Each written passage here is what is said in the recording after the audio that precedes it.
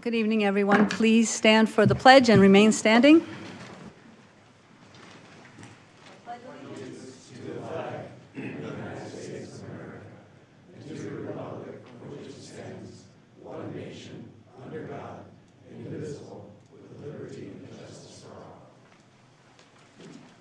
Thank you. Please remain standing for a moment of silence.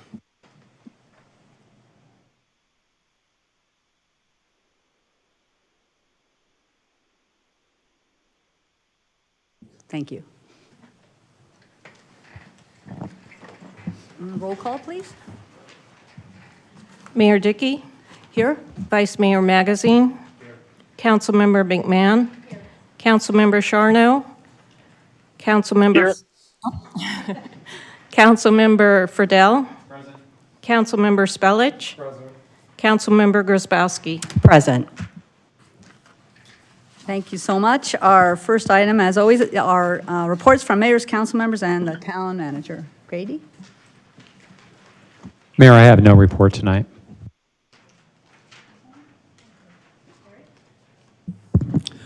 I did have the opportunity to attend the GPAC Regional Economic Trends and picked up a couple of interesting tidbits, which I'll share.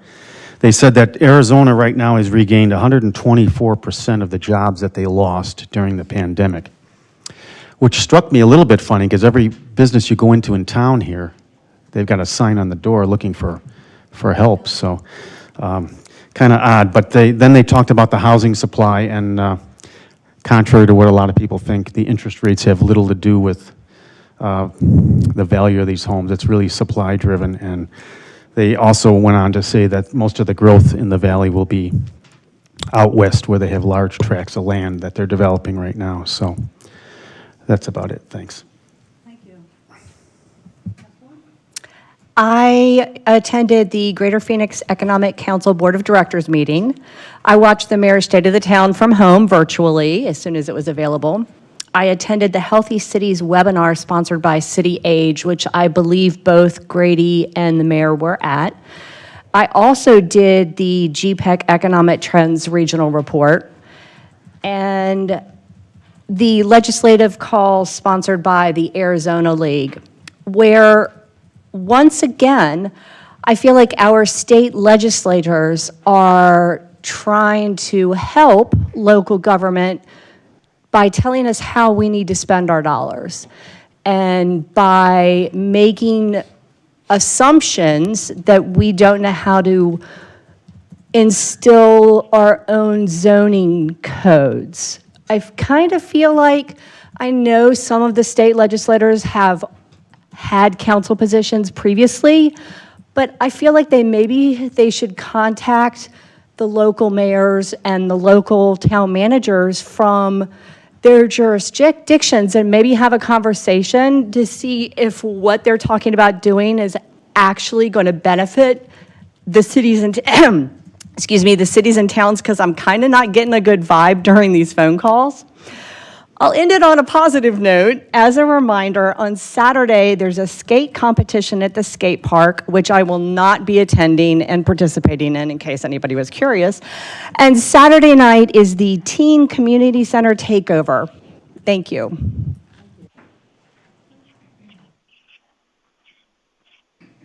Thank you, Mayor. First, let me just follow up and say, I've been railing for years now about the usurpation of our priorities and decision-making by the legislature. Every time they meet, I hold my breath because they're going to take things away from us. Having said that, I didn't want to do anything inappropriate, so I conferred with our town attorney, Aaron, about a statement that I want to make. I'm going to be asking the mayor for a point of personal privilege, and that is defined as follows. Often a member may wish to speak to the members of his or her chamber on a matter not directly related to the floor debate. The member may ask the presiding officer for a point of personal privilege. If a point of personal privilege is granted, the member may address the chamber on any topic for up to 10 minutes. Therefore, I'm asking the mayor for a point of personal privilege. There is an issue of deep concern to me, and I feel compelled to speak out.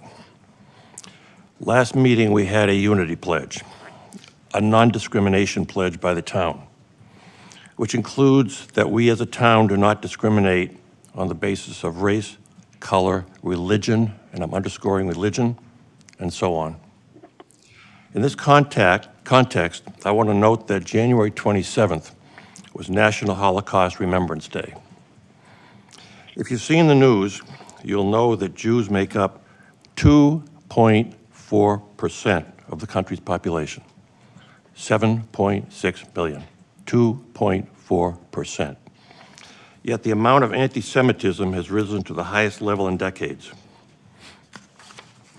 It includes synagogues being set on fire, attacks against individuals. Last week, an elderly woman spat on an 8-year-old child outside a synagogue simply because the child was Jewish. Last weekend, it was discovered that dozens of swastikas were drawn on pillars around the exterior of Union Station in Washington, D.C. Sunday's New York Times reports, and I quote, "A school board in Tennessee voted unanimously to ban Maus, a Pulitzer Prize-winning graphic novel about the Holocaust, from being taught in classrooms." Yesterday, the American Library Association reported that it received an unprecedented 330 reports of book challenges last year. Legislatures throughout the country are considering banning some books, including the Arizona House Education Committee. I ask, where does it lead? Some people are likening COVID protections like masks to the Holocaust. Right-wing Nazi sympathizers marched through the streets of Charlottesville, Virginia. George Soros, a Hungarian Jew, has been vilified because he financially supports Jewish causes. I want to make clear that I know of no incidents in Fountain Hills. But Scottsdale had its share of problems, and we could be next. Lest I be misunderstood, I realize that lots of groups suffer from discrimination, but the amount of discrimination against Jews has reached a crescendo not seen in this country in decades. Frankly, I'm just glad that my parents, who were founders with other families of a synagogue outside Boston, are not alive to witness this. I hope you'll forgive me. The situation is so heinous that I felt a moral imperative to speak out. Where does it end? 2.4%. Thank you, Mayor.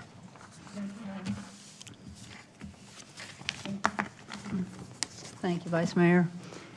I heard some stuff like that today on the news, too, and appreciate your leadership.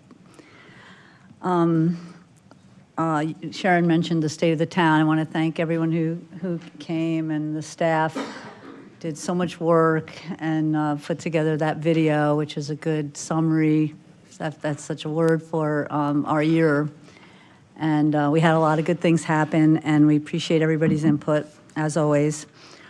And thanks for all you do. It's on the town and the chamber's YouTube, so if you wanted to catch it.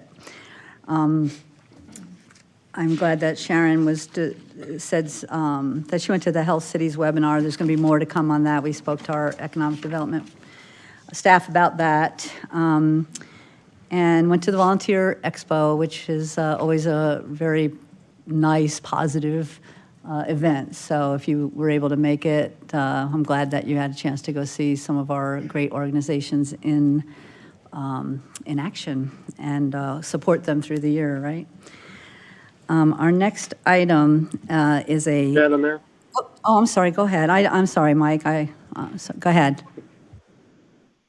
I know I'm not sitting at your right side, but I thought I'd go ahead and give a brief report, trying to keep up with Councilwoman Grabowski, as you know. So there was a Valley Metro board meeting almost 2 weeks ago. We're continuing our search for a CEO and a CFO. Attended a high school site council meeting and got to hear about all the nice things going on at our high school. Noon Kiwanis hosted a blood drive, and so I got stuck with a needle on that Friday, and all was good. And I, too, was at the Volunteer Expo and got to see all the different groups in action, and it's always a uplifting exposition. And also wrote our area legislators about the enabling legislation regarding extension of Prop 400, which is the half-cent sales tax, which we obviously need for our continued transportation needs. So got a positive response from Mr. Kavanaugh, who didn't think it would have any issues passing, so that was good news. And I'll be at the Teen Takeover on Saturday night as well with the Drug Prevention Coalition. And speaking of that, I'm over in the Washington, D.C. area attending a national leadership forum for the Community Anti-Drug Coalitions of America, and hope to visit Congressman Schweikert in his office tomorrow, so that'll be kind of a nice thing. And to Councilwoman Grzybowski's point about the legislature, one of the main points today at the CADCA conference was the best drug prevention tool out there is local control, and local councils and other jurisdictions having final say in zoning and other issues affecting, the drug prevention world and that type of thing. So with that, I'll toss it back to you. Thanks, Mike. Sorry again about skipping over you. So we have, next is a recognition for an outgoing commissioner from the McDowell Mountain Preservation Commission. I don't think he's here, so I'm just going to read it, and then we'll get the certificate to him. So this is for Tom Barbarick. Tonight we would like to recognize Tom, who was appointed to the McDowell Mountain Preservation Commission by the council in 2009. Tom has been a pragmatic voice and a critical thinker in regards to trail development, public access, and sustainability. He has offered his time and talents in policy development as well as hands-on trail building and maintenance. His dedication and his ardent support to the commission and the town of Fountain Hills has been evident by his many hours of volunteer service and is sincerely appreciated by the council, his fellow commissioners, and all the town's residents. Well, thank you, Tom, and we'll make sure we get that to you. Next, we're going to hear our monthly report from Captain Kratzer. Captain?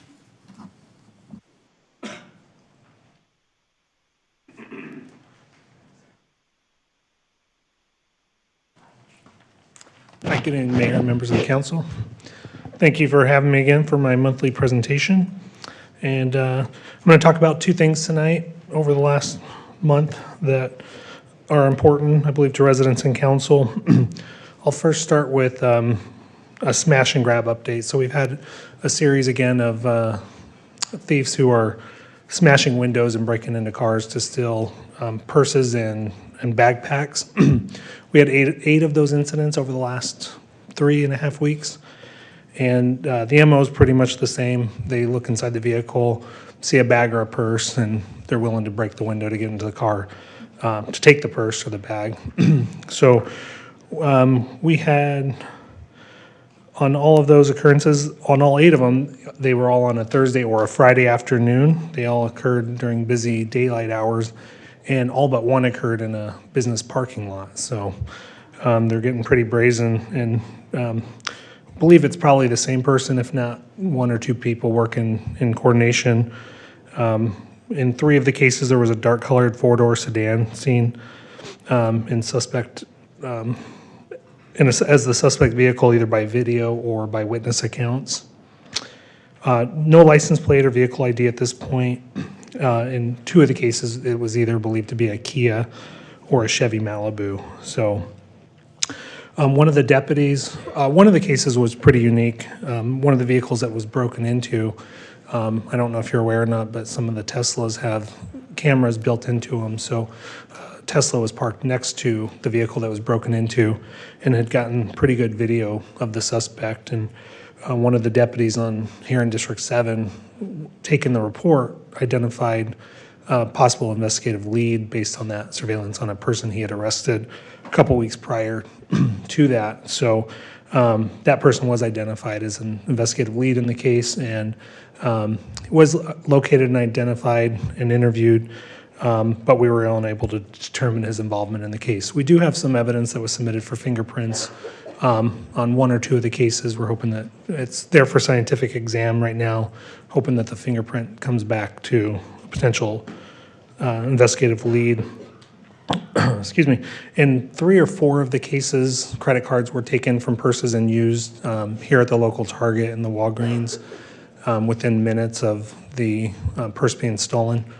And then in 3 of the cases, the smash and grabs were all back to back within about 20 minutes of each other. So it looked like the suspect was moving from parking lot to parking lot, and with people confronting him and seeing him in 2 of the cases, and then the person just moving along to the next vehicle. So we're working on trying to identify a suspect in the case. We've worked with the ACTIC with some of the surveillance footage that we have, trying to see if we can get any leads from local valley agencies who may have experienced similar cases and may have either made an arrest or identified a suspect.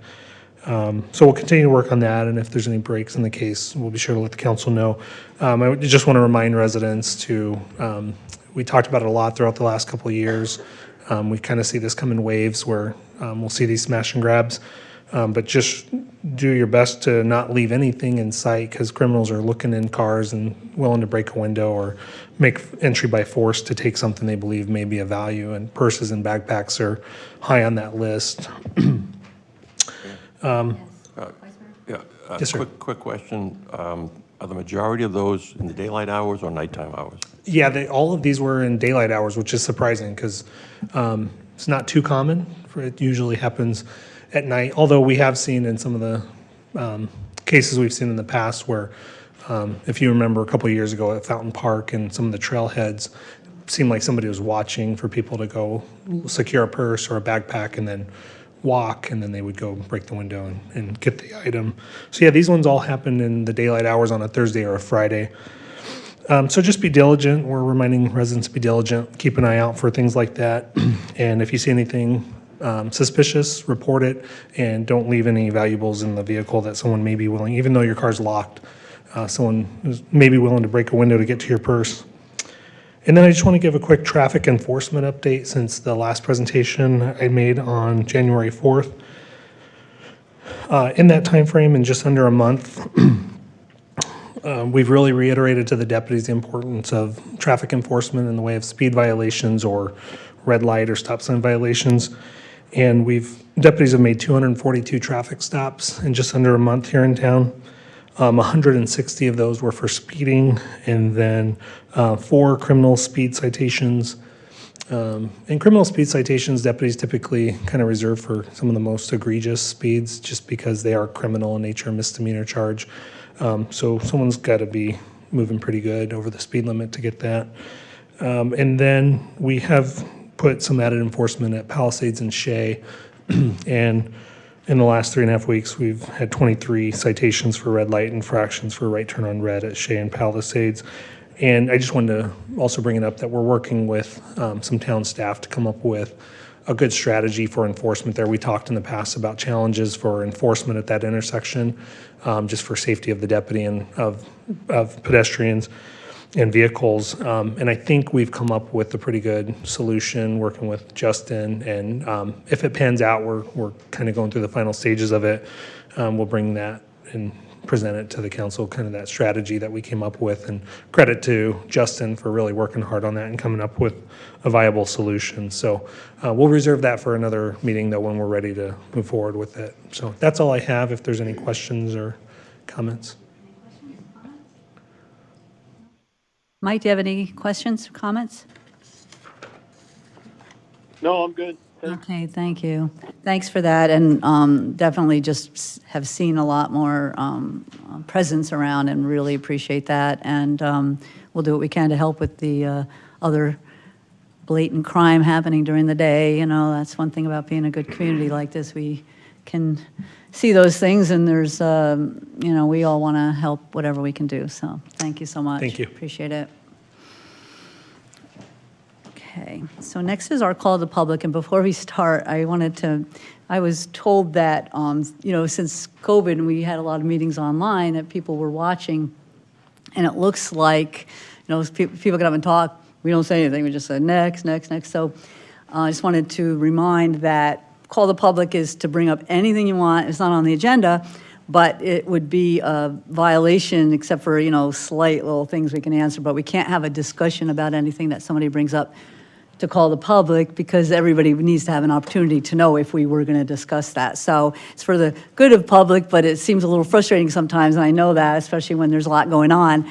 But that's why we don't respond, and I just want to make sure that I made that clear. I think sometimes the speakers know that because they fill out the speaker cards, but I wasn't thinking in terms of people online watching us and how it must look to just kind of listen and go next, so appreciate your indulgence. That said, do we have any speaker cards? Yes? We do. The first one is Tim Spielbush. Thank you.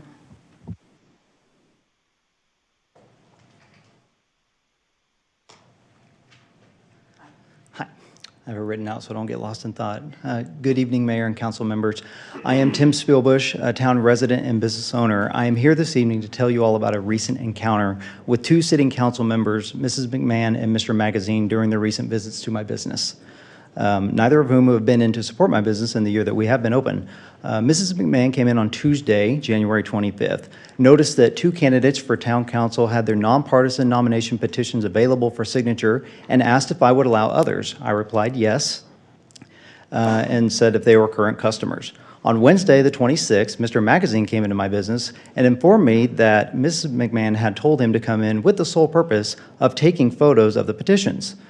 Given that he is a sitting council member, I trust that in accordance with the town's Code of Ethics, Section 8, he maintains a deep sense of social responsibility as a trusted public servant, so that when he told me his reason was to take photos, that he did. I wonder how the people who signed those petitions would feel about having this information and his intentions with it.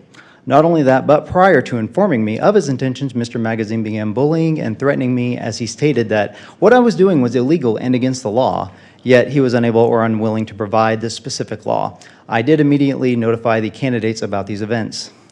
While Mrs. McMahon and Mr. Magazine both conspired, their blatant disregard for a local business owner and in accordance with the town's Code of Ethics, their behavior under Section 8.3 does not affirm the dignity and worth of the services rendered by the town government and maintain a deep sense of social responsibility as a trusted public servant.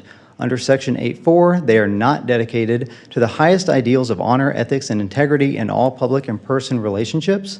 Under Section 8.6, they do not demonstrate friendly and courteous service to the public, specifically Section 8.6b, as it relates to respectability. And finally, Section 8.8, they clearly violated the requirement to conduct business of a town in a manner which is not only fair in fact, but also fair in appearance.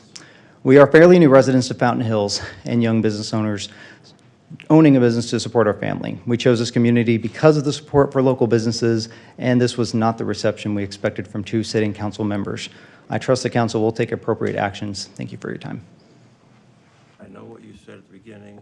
Well, you're allowed to Oh, I am? respond to criticism, yes. And I am allowed to respond. Mayor, yes.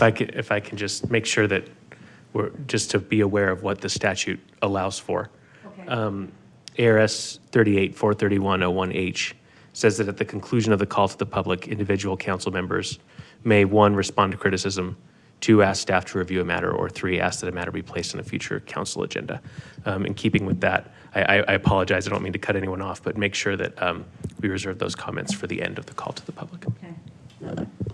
We'll do it at the end. At the end, at the end of the call? Yes. Okay. Thank you.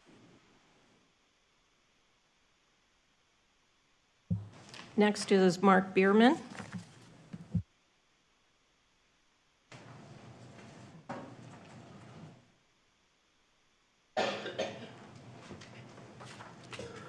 Madam Mayor, town council members, I'm also here to talk about the Code of Ethics violation here that I experienced here also, and particularly with Peggy McMahon and Allen Magazine.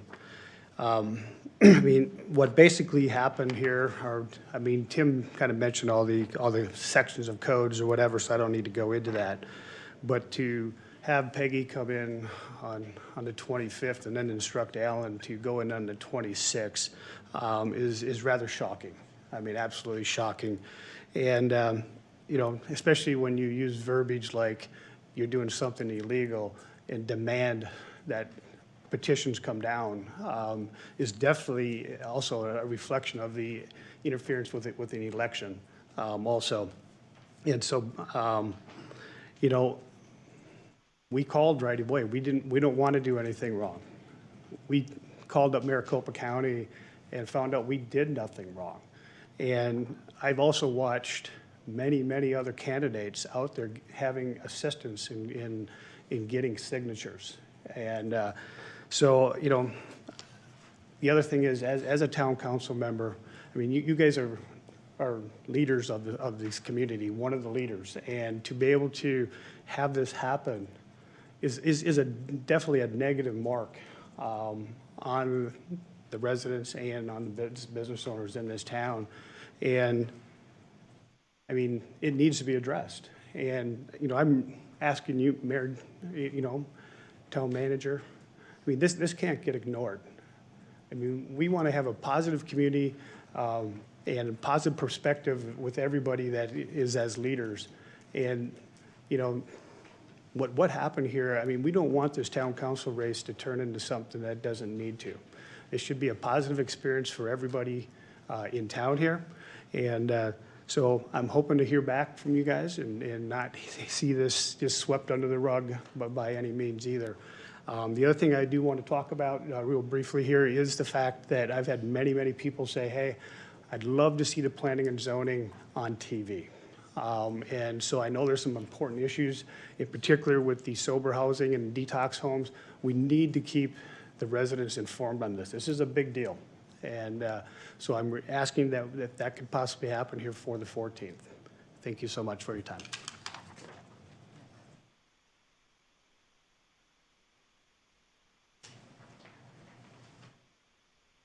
Crystal Kavanaugh.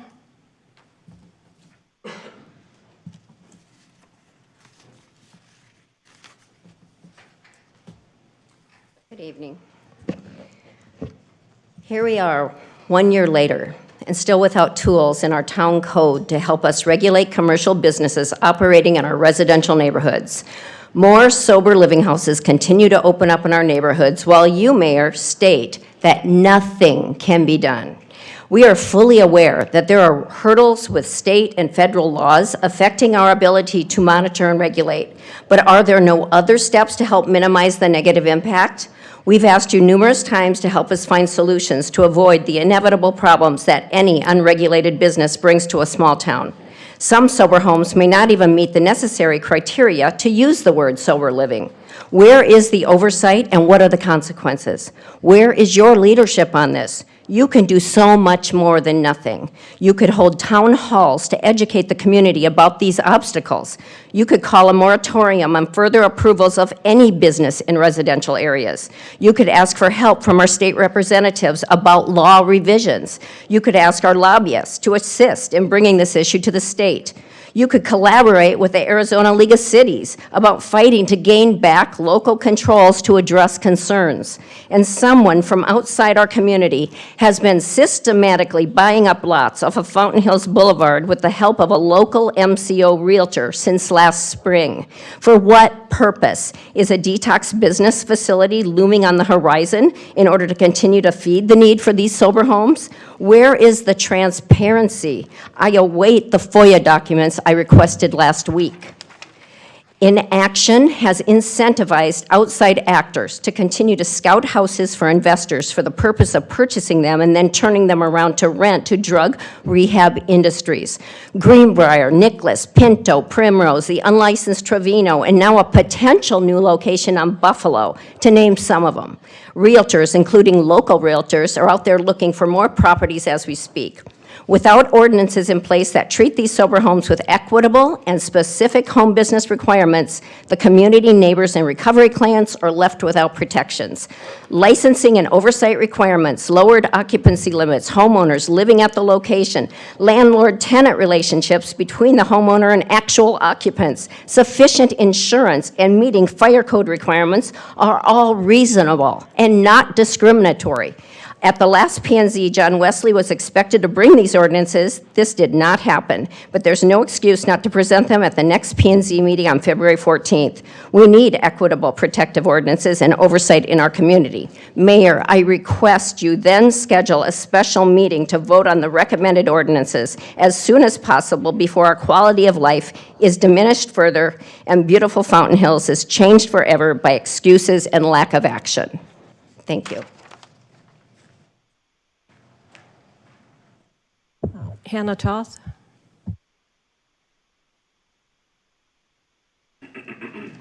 Good evening, Madam Mayor and the council.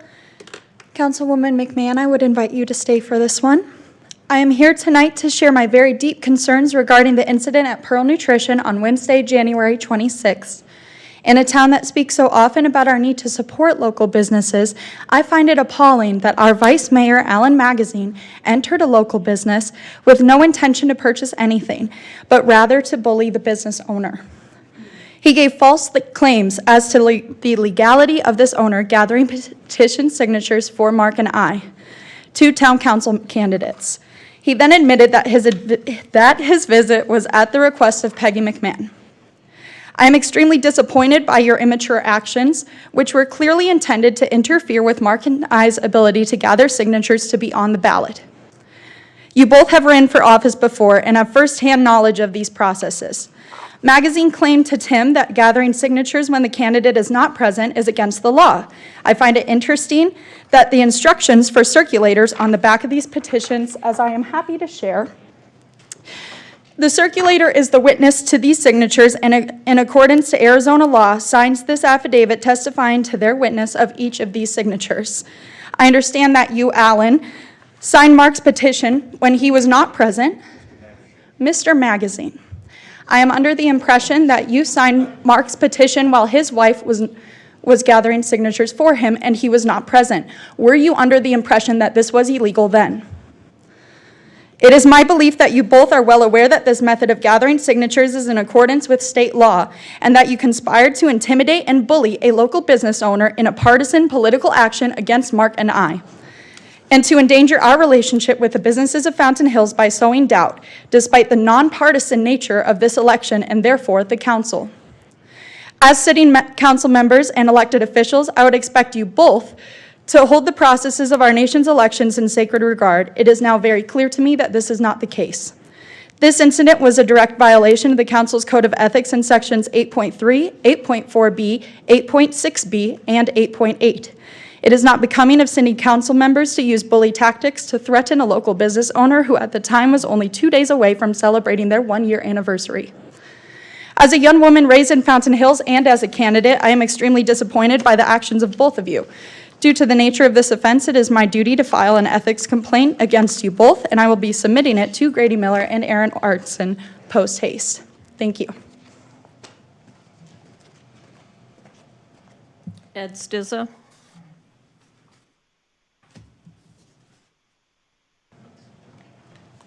Good evening, Madam Mayor. Good evening, town council members and staff.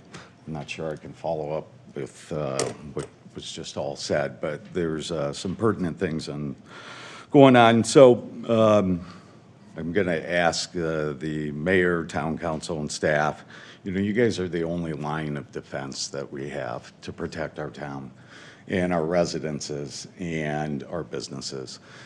There seems to be some serious holes happening here in that line of defense, and you can see by what's happening with the public in their comments that, my gosh, we got to all get on the same page somehow and start to take care of business here and protect the town.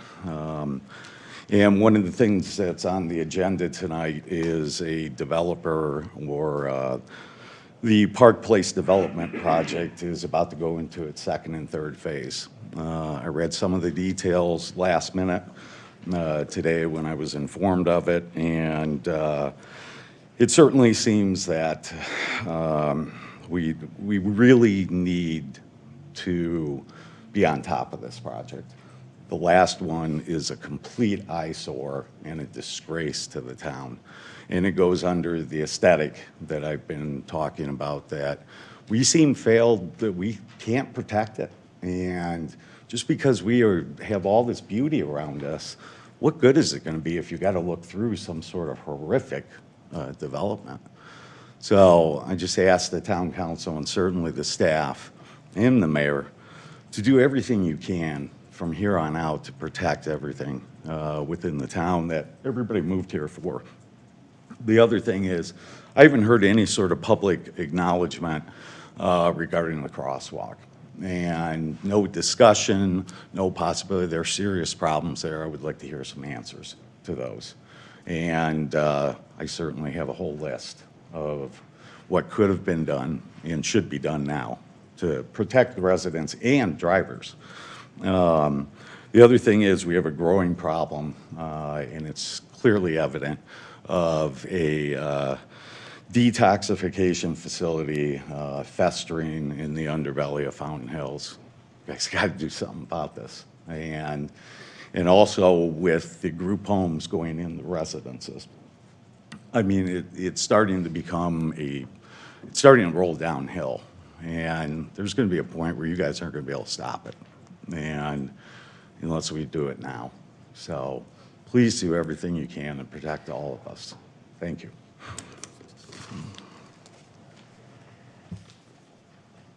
Ronald Rich.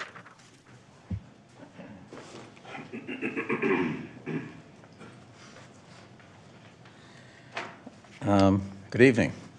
My name is Ron Rich. Been a property owner here in Fountain Hills for about 17 years. I'm one of those snowbirds who comes and goes. But I love our town. We have a special place here. And the gentleman just talked about the theme of protecting this town. One thing I would just like to comment on is an environmental issue, frankly. The most recent issue of the Fountain Hills Sanitary District newsletter talked about sodium pollution. And this has been an ongoing, long-standing issue in the town. Sodium pollution stemming from water softeners, use of salt and water softeners. According to the sanitary district, they process about 700 million gallons of wastewater every year, and about 1 million pounds of sodium is added to the wastewater in our town from water softeners. Well, of course, the town has skin in the game here in terms of, I know you're not in charge of the wastewater, but you are in charge of municipal parks that are being irrigated with the wastewater. The Fountain Lake is, of course, wastewater.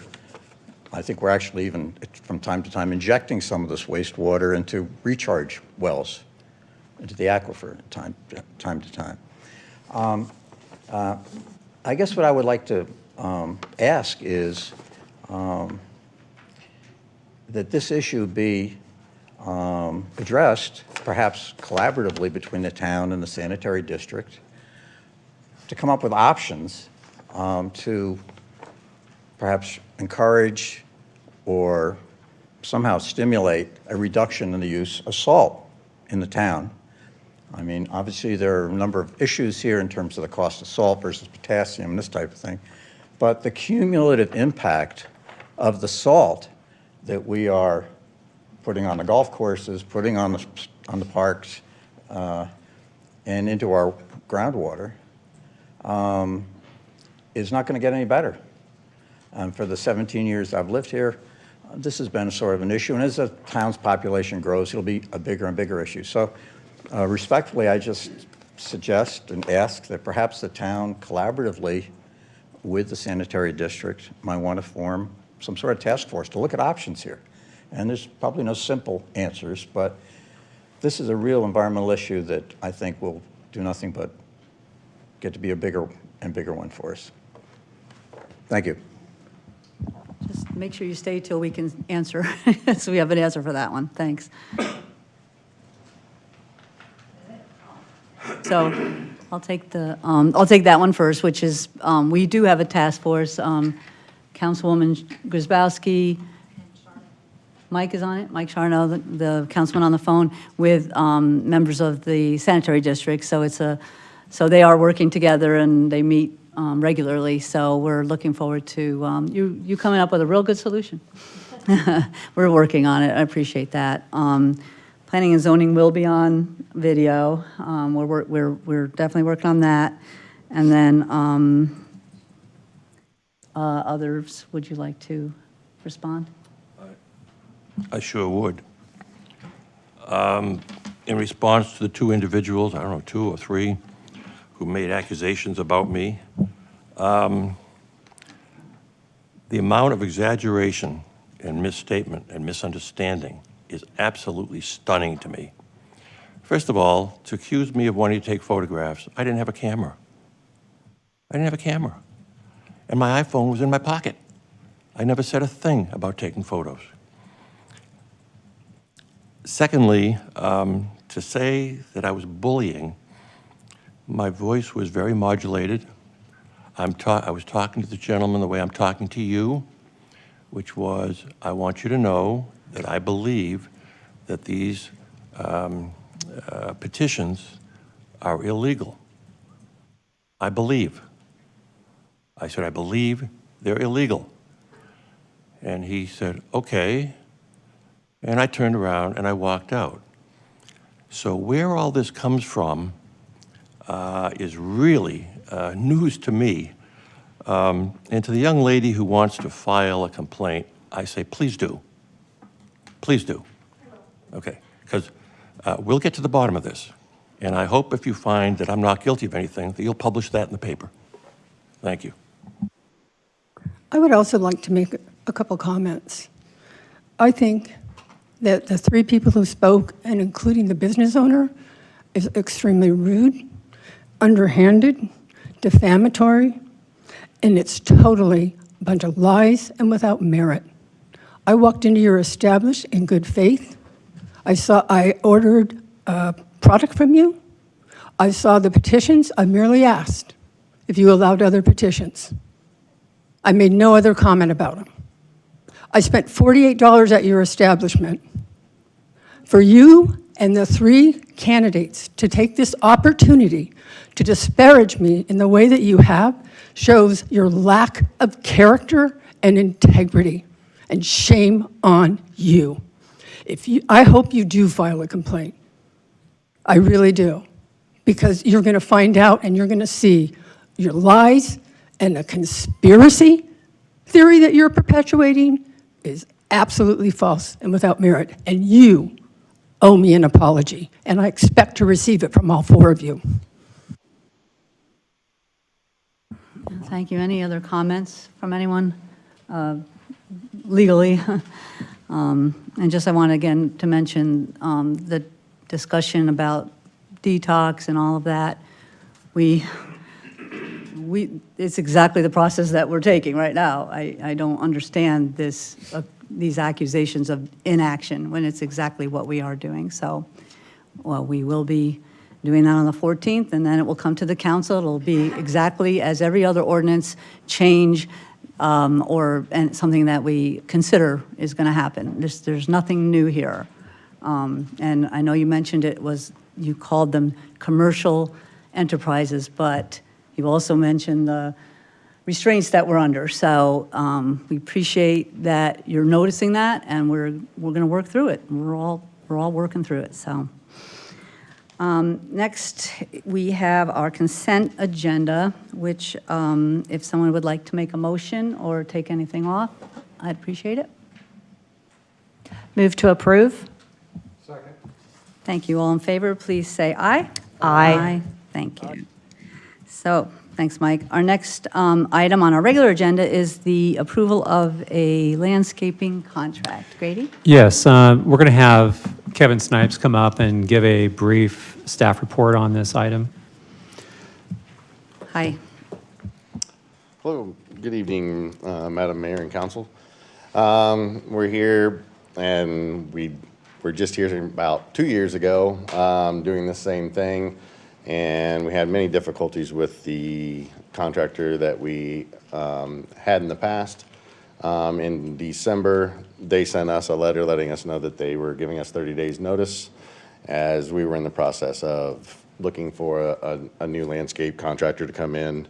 Through doing that, we had 2 vendors that put in, and through a process of a 4-person panel that did scoring on their general information, their qualifications, we require that they have done work with municipalities or to the scale that our request requires.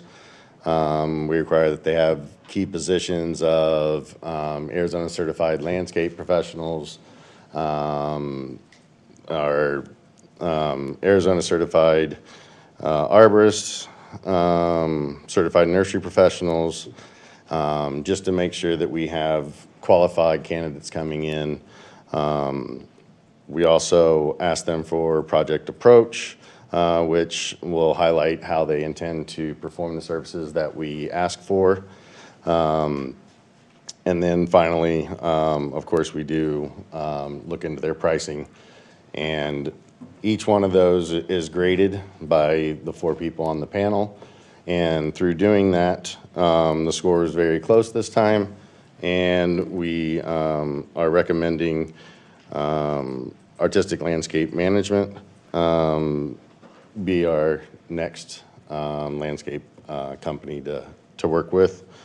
The request is for $492,233, and then we also have $50,000 in the contract for any supplemental work that we need to have done as well. So we want to come back if we're needing some extra work done. With that, I'll open up for if there's any questions from anybody. Thank you. Anyone have any questions for Kevin? Kevin, just for clarification, that's a multi-year agreement, correct? Yeah, it is a multi-year, yeah. This is, Yeah. it's $542,233 per year for 5 years. And I just want to point out something just for the audience and or the council as well. The previous company was considered one of the largest in the country. They are. Brightview, I think was Yes. the name. And we had some really high hopes, but they came in and they were actually very low. And it just shows you, you know, sometimes a low bid doesn't always come in with the best. We endeavor always to go with the lowest whenever possible, but in this case, they just were not able to keep up. I had numerous citizen complaints about trying to keep up with maintenance in the right-of-way and also drooping trees that were in the campus here. And it took 8 weeks for a citizen complaint for me to get that resolved. And so this was either we were going to terminate them or they were going to terminate. So either way, they were going to be on the way out. But I highly recommend the request for approval. Thank you. Kevin, did they take care of the irrigation somewhat, or they keep an eye on it? There's, in the right-of-ways and in the open spaces, they take care of the irrigation. The parks, park staff still take care of. Campus here is taken care of by park staff as well. Okay, because somebody had contacted me a little bit about some of the irrigation items, so it'll be good to know. We're constantly fighting the irrigation with, as we talked about earlier, with some of the issues with the reclaimed water. We've had several spots that we have continual problems with at Fountain Park specifically. And then we're going through the town hall campus now, checking for, there's some emitters that are overflowing because they're just worn out, and so it's just a matter of going through and making those changes. So we have been working on it and continuing to. Yeah, it's a never-ending battle, but, you know, and we also obviously are water conscious, so we'd like to keep up with that as much as you and our new landscapers can. So Absolutely. thank you. Did we have any speaker cards? No? Okay, would someone like to make a motion then, please? Move to approve multi-year contract number 2022-057 with Artistic Land Management Landscaping, Inc., in the annual amount not to exceed $542,233. Second. Thank you. All in favor, please say aye. Aye. Any opposed? Thanks, Kevin. All right, Next, we have our discussion about Park Place. Grady? Thank you. We have John Wesley, our Development Services Director, who's going to be doing a staff report before the council tonight. He's on the phone, but he's going to go through a PowerPoint presentation, and Bo, our Community Relations Manager, will be able to forward the slides during the presentation at John's direction. With that, I'll turn it over to Mr. Wesley to make his opening remarks. So I think we'll hear John's report, then we'll hear from the developer and council, and then we'll do call to the public, and we'll hear it all. Thanks. Okay, Mayor, Council, good evening. Sorry I can't be there with you this evening. Hopefully this will flow smoothly with me doing this remotely and Bo handling the PowerPoint. But Bo, if you can go to the background slide. So the Park Place development was approved by Council in 2016 through both a land use plan and a development agreement.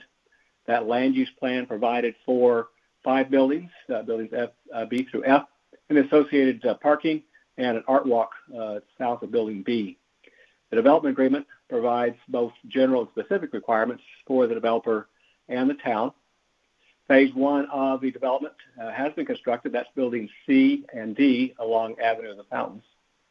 The developer is now seeking site plan approval for Phase 2, which is buildings E and F, and Phase 3, which is Building B. As staff worked with the applicant and looked at the the site plans that have been provided, we identified some specific modifications that were needed to the requirements of the development agreement for it to be consistent with the plan that had been provided. So next slide, Bo.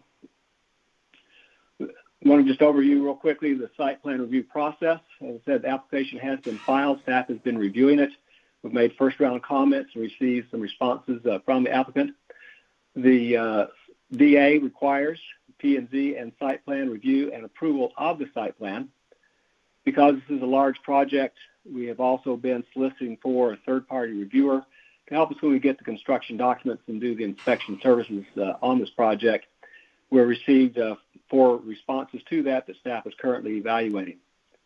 Depending upon the direction that we receive from council tonight with regard to modifications in the development agreement, we have a tentative schedule. Our plan is to have the site plan on P&Z on their April 14th meeting for them to review and make recommendation, and then to be on town council on March 1st for that site plan review, third-party contract, official DA amendment approval if there are amendments, and right-of-way abandonment application. Next slide. So I'm going to go John, if I could just stop you there. This is Grady. If you could just kind of explain that those, if you can go back a slide. Those concurrent things that are on a tentative schedule, those were already in process, correct, before this was scheduled for tonight? That's correct. That's the schedule. I just wanted a clarification that we are not adding that. That was already in process. Thank you. Yeah, sorry. Okay, so going on then to the next slide about the requirements. There are 4 required amendments needed in the DA to consider the site plan as it's been submitted. The first one is amendment to section 4.2. That section of the development agreement establishes some new town parking lots, one to the west of Building C, one to the south of Building B. Together, those 2 lots were to provide 130 parking spaces as specified in the development agreement. The parking lot to the west of Building C has already been constructed, and that with the area that the applicant considers to be the new town parking lots to the south, at this point would only total 103 spaces. So in order to account for that change in the public parking spaces, that's the first amendment that's needed to the development agreement. Bo, next one. So the next required amendment is in section 5.2. This section establishes a maximum ratio of the square footage of residential in the development to the retail. And this is important because the underlying zoning district, the TCC zoning district, actually says that the residential in a mixed-use development has to be less than 50% of the total floor area of the development. So basically a max of 1-to-1 ratio. So the DA approved a higher ratio of residential to the commercial at 10-1. But as we talked about in a moment, the applicant is proposing to remove some of the proposed non-residential use in building E, and so that changes that ratio. So now it would need to say 12.4-1 in order to be consistent with what they're proposing to develop. Bo, next one, please. So the third amendment is in section 5.5 of the development agreement. That section allows a building height up to 54 feet, but also specifically states that you can have no more than 3 residential stories in any building. They've proposed now in building B to make it a 4-story building, all residential, and so that is not consistent with that provision in section 5.5. Would note that that building is still less than 54 feet, and even though it's a story taller, it only adds 2 more units, going from 102 to 104 units because we're proposing larger units than what was in the original building. Again, that requires the modification to the DA to allow 4 residential stories. And then next slide. So the final amendment is in section 5.8. That section currently allows buildings B and F to not have ground floor, or to have ground floor residential, excuse me. Again, the TCCD zoning district requires all buildings to have non-residential uses on the ground floor. So in order to have the residential, they needed that amendment, and now they have proposed that building E also have residential on the ground floor. So since that wasn't specifically exempted from the zoning requirement in the approved DA, that's necessitated this amendment to the DA to allow for that change. Next slide. So in conclusion, the development agreement and its amendment is a policy decision for the council to make. Most of you were not there when the original amendment was made, so we want to give you this opportunity to further discuss it and provide any directions of staff. We have a couple of basic options. One would be to consider each modification individually and give staff direction to move forward with those amendments or not, or just go ahead and approve or reject all of the requested amendments as one motion. If there are modifications that council agrees should be made, those would come back with a formal actual modified development agreement for the specific approval. So with that, last slide, any questions or comments for me? I was wondering if we could just go ahead and have the developer give his, unless you have a specific thing just for John, but I thought maybe we'd get all the information before we ask questions. I have a question for John. Oh, question for John. Okay, Vice Mayor has a question for Mr. West. John, is the 54 feet by right? Mayor, Councilmember, the TCC zoning district establishes a 40-foot maximum height, so that was an exception made through the development agreement. Thank you. Thank you. So would you like to proceed? Okay.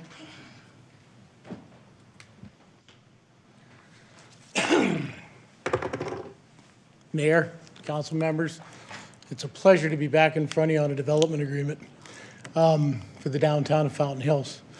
Grady, staff, what I just heard was completely, it's a little different than what we originally discussed on the submittal. First of all, I submitted a full concept plan for planning and zoning for a number of units and product on this, not site plan on it. So I'm not sure how we took the submittal that I gave and turned it into just a site plan approval. Second of all, the amendments were written up under the direction of staff. I didn't believe there were amendments at the time, and I still don't believe there are amendments to it. So I believe we should just withdraw the amendments as they're stated on this. Some of the issues that John brought up, the 54-foot height limitation, was established inside of the development agreement. The use of residential on the ground floors is specifically called out in a general plan amendment we did contiguous with the being to modify the zoning at the same time to allow sections 2 and sections 3 to have ground floor units, residential units, and to not have commercial specifically on B, and to not have commercial on F, the very corner. That was a give on my part because we really wanted to save the commercial for the corner, and the town wanted the commercial to begin at the very beginning of the project. They dictated that we start the commercial at this end. They dictated where we started construction through the negotiation process of it. So I don't believe we're actually modifying the development agreement. I don't think John took into account the minor general plan amendment that we did contiguous with it that allowed these products to be on that. The 54-foot height limitations. When I asked John, can I put in a building 3 stories, 3 residential stories, make each one of the residential stories 2 levels and make it 54 feet tall under this current code? And he goes, yeah. So it's not the height of the building, it's the number of floors. So how did we get to the number of floors? And this again, this is a directive from the then town council to negotiate out nothing more than 3 stories of residential on the corner. And if you look at the general plan amendment, it specifically says section B, that's the now 4-story, will have residential on the ground floor, and section 2, which is the corner, which will have the same ground floor units, and it specifically calls out F for 3 stories, no more than 3 stories. So following the original guidelines, building E, the 2nd story up from the corner, the first corner will have 3 stories of residential. That's directed in the development agreement and the minor general plan amendment. The next building up, we want to lose the commercial literally because we can't lease out what we have. What we have right now is Button Capital, my partners on this phase, and the purchasers of Park Place, and you'll hear from him in a minute, they can't lease it out. We're both putting money into it just to get businesses in. Personally, I put about $80,000 into Oka Sushi so he could move into the building on it, out of my pocket. I don't know how I got here. This is so far off of the normal process of what happens. I submitted a plan for P&Z and council without amendments and was directed by staff to write these things up in amendments because they felt they were amendments. I didn't want to do it at the time. I'm standing here now and I'm going, none of the procedures were followed to get here. I'm not even on P&Z for anything with site plan approval, which is not what we talked about. I met with, I had to force a meeting with Grady and John a week ago yesterday. That's when I found out I was actually on the agenda. That's when I found out that there was a memo with staff, which is completely not normal. This isn't even close to what normally happens. I submit a set of plans. Staff gives me red lines. I adhere to those red lines, or we have a thing on it, and then we turn back around and proceed to planning and zoning with the changes. I received red lines on the submittal and literally changed the entrance on the corner to add another entrance and flip my parking lot all the way around so I could enter off the Morningstar side of the project, the south end of the project. Just for the 2 times a year that the fair is on the avenue, staff felt that that doesn't allow me to have my only entrance on the avenue on it, which, I don't know, I've always tried to accommodate everything the town's ever asked me. I mean, if you ask around in this town, it pretty much doesn't matter who it is, from the theater to the veterans to anyone else who wants it, they'll pretty much get it. But this particular procedure is completely abnormal to me. We're here after staff direction to write amendments to discuss a contract on a public forum for amendments that I didn't direct. That being said, if you'd like to hear from Button Capital and the architect on it, I'd like to at least show you what we're going to build, because apparently with the submittal package, wait, do you have that flash drive? With the submittal package, we submitted full elevations, full plans, floor plans, windows, landscaping, site views of everything else. I don't know if you guys have seen it or not. I don't know if it's ever been introduced, but it didn't run through the normal procedure to get to you, if it did. So I need some help with this.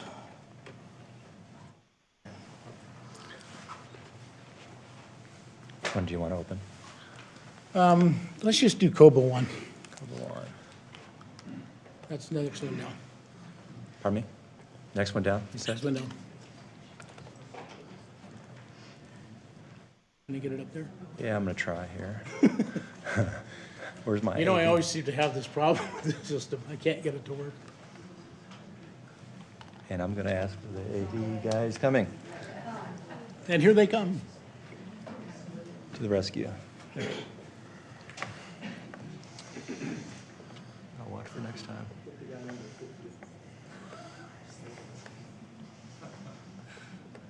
I'm 12 at heart. Yeah, we can't even operate our own smartphones.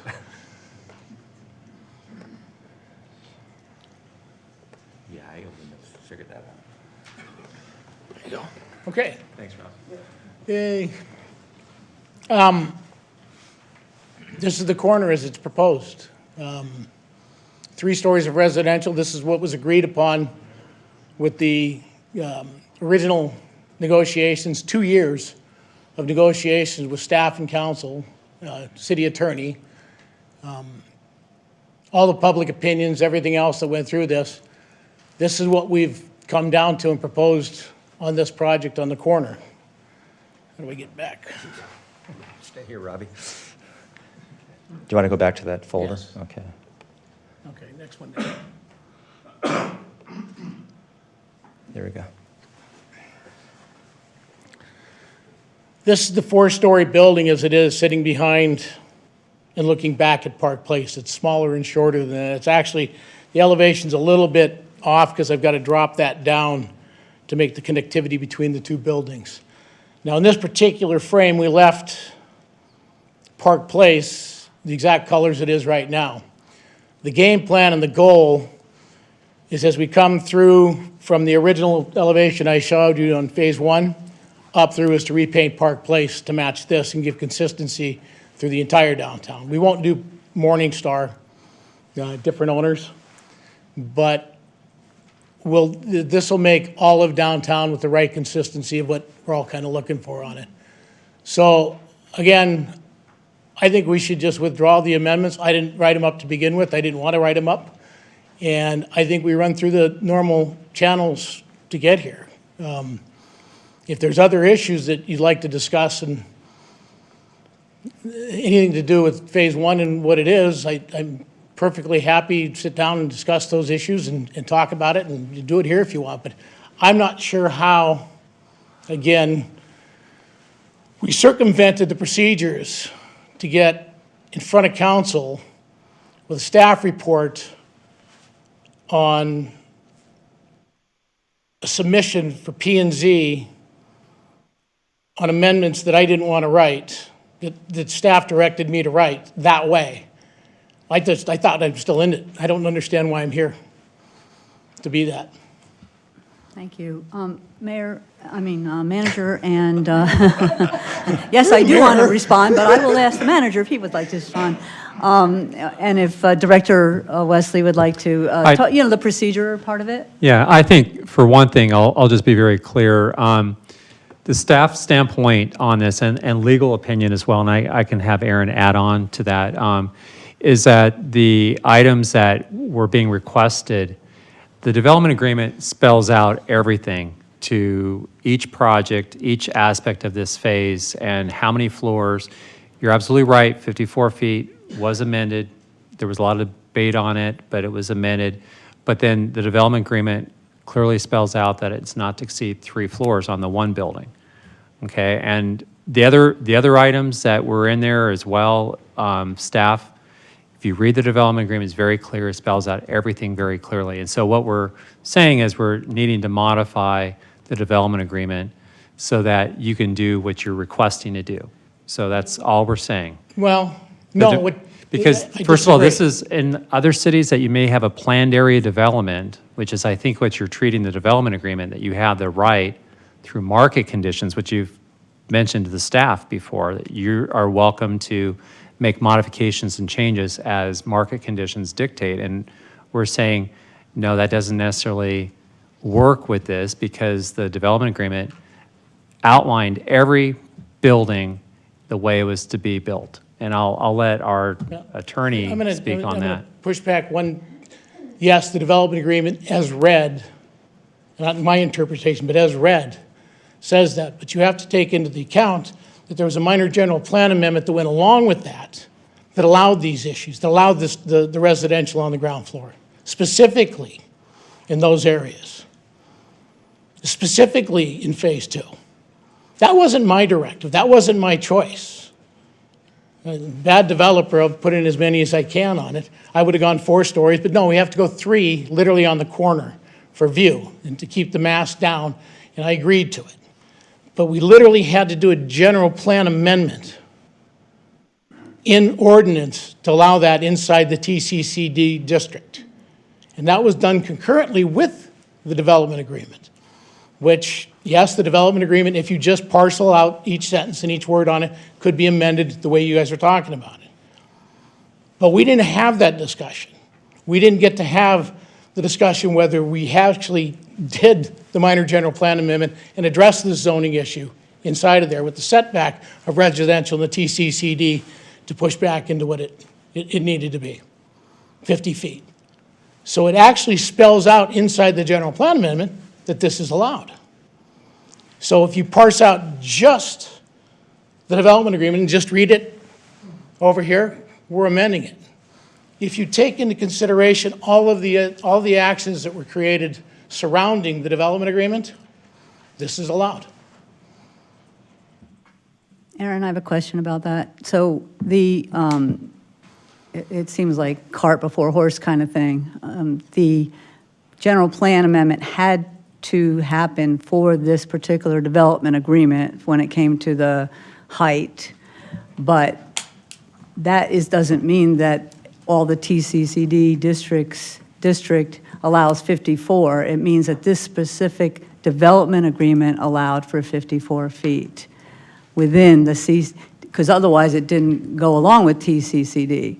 So you had to do that, but that's just specific to this development agreement. Yes. At least that's the way I see it. Yes, it is. It was. It was very specific to just this development agreement, and just as specific to these. It actually identifies inside of the amendments the actual lots. So when John mentions that, the residential not on the bottom floor and such, those were part of letting this particular development happen. But I think by making these changes, it sounds like our legal opinion and our staff's opinion is that it requires amending the development agreement for us to move forward. And that's what I think we're looking at now, are these 4 items that are specifically need to be amended to move forward. I'm sorry, but isn't, and this is a question, isn't that out of order and procedural order of how it normally happens? Wouldn't you submit to P&Z, go through this, and if it's staff's recommendation? I don't think P&Z has any input on development agreements. No. Is that correct? Mayor, that's correct. Planning and zoning is not going to hear an amendment to a development agreement. But it would go through a conditioned on the amendments It would- happening. Your site plan would go through planning and zoning, as it has in other situations. Your site plan would go through P&Z, and it would come here. And the issue, as Director Wesley identified during his presentation, was that some of the details of the site plan aren't consistent with what is in the development agreement. And I'm working to pull up the minor general plan amendment from the 2016 meeting, see how those things interface with each other. But as far as increase of building height for the project, Section 5.5 of the development agreement says that subject to the limitations herein, maximum building height restrictions are increased to 54 feet, paraphrasing, including all equipment, parapets, screening, except for building F, as shown on the land use plan, which shall be limited to no more than 3 stories and shall not exceed 40 feet in height. No building in the project may contain more than 3 residential floors. Continuing to Section 5.8, as Director Wesley identified, residential-only buildings, Section subsection 18.03C2 is hereby modified to allow for residential-only use in Building F in Phase 2 and all buildings in Phase 3 substantially as shown on the land use plan. And what we're looking at is Building E, which isn't identified as an allowable modification for residential-only use. So the reason that we're here, certainly, if you want to continue on through the P&Z process, is to make sure that what you're going to do there is consistent with what's in the development agreement. And what's been submitted is not consistent with what's in the development agreement. I understand you have a different interpretation of how the general plan overlays with it, but I mean, general plan amendments aren't used to rezone. And general plan amendments typically don't include that level of specificity, but I'm going to pull it up so we can figure out, This one does. it out. Yes, Councilman? Thank you, Madam Mayor. I'm confused, and that's not the first time you all heard me say that. We have a developer in front of us who's saying that he didn't agree to these amendments and that he wants these amendments pulled. So what are we still doing here?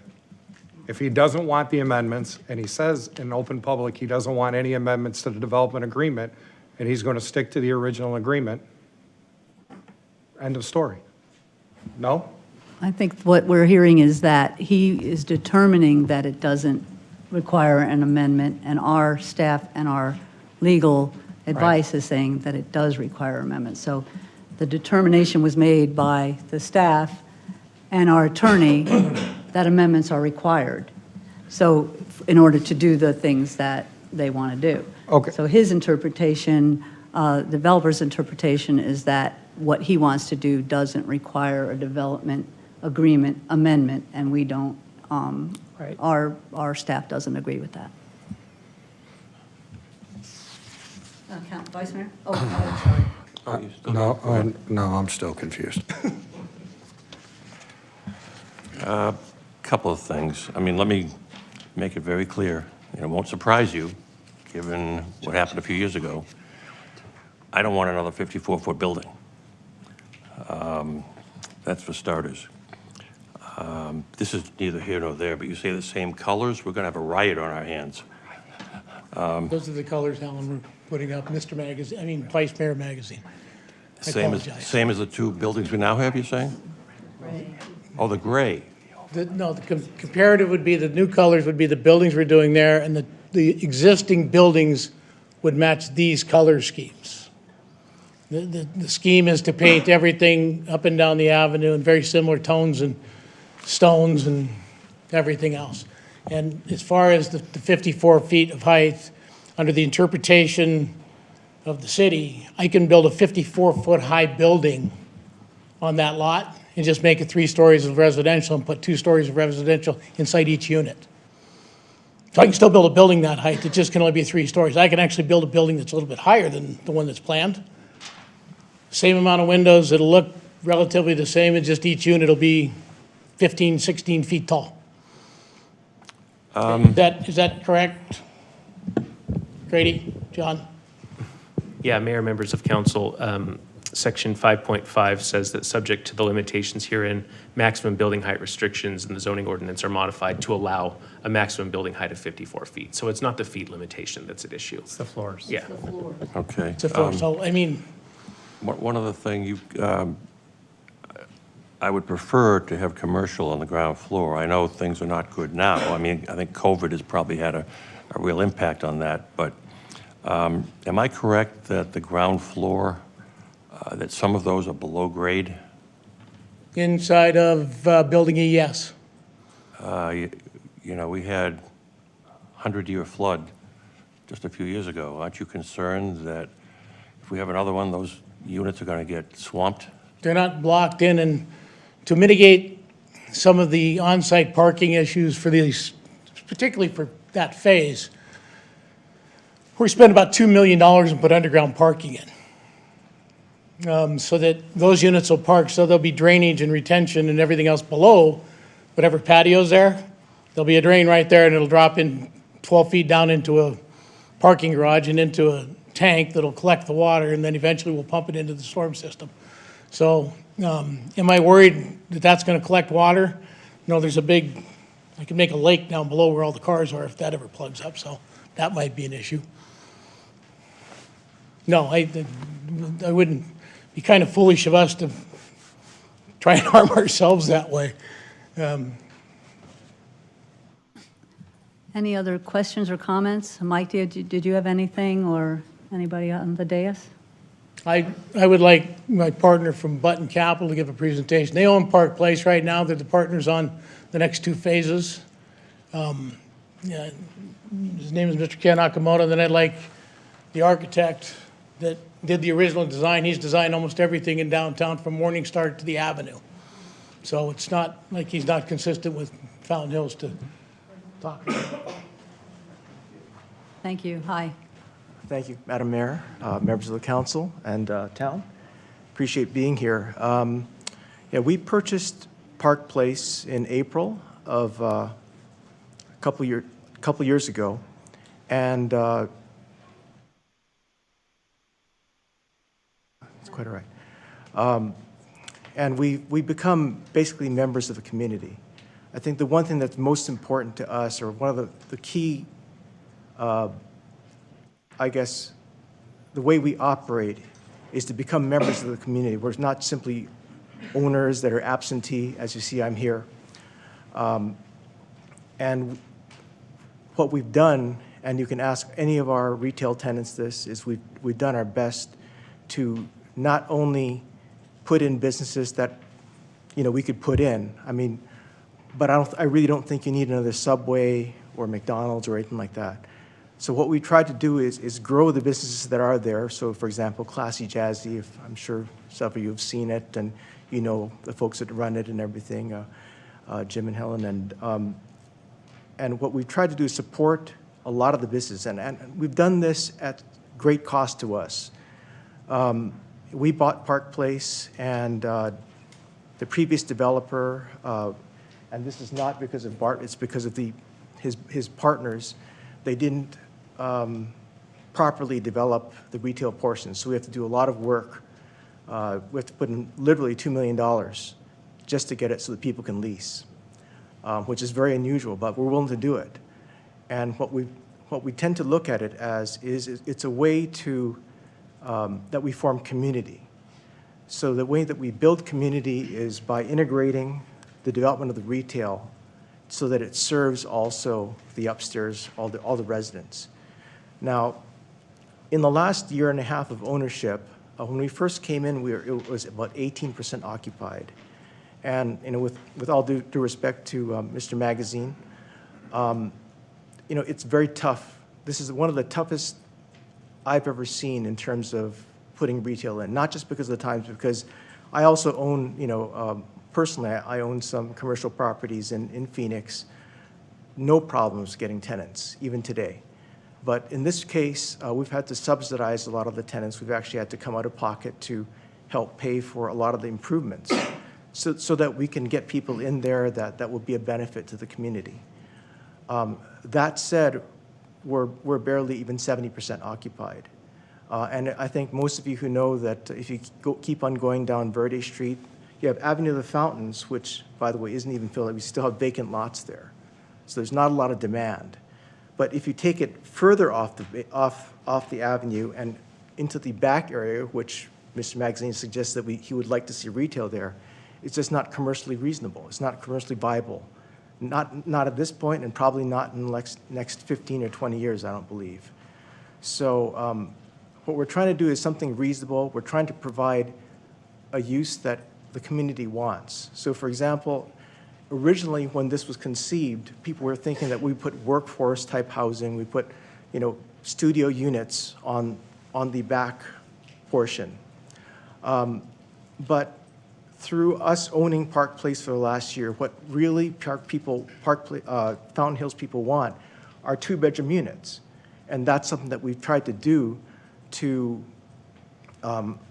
meet what the community wants. And I think what Mr. Miller would certainly confirm is that, you know, I don't think that staff has a problem with us putting in 4 stories in there, in particular if we have the 54 units. As long as it's done in a way that's tasteful, that's considerate to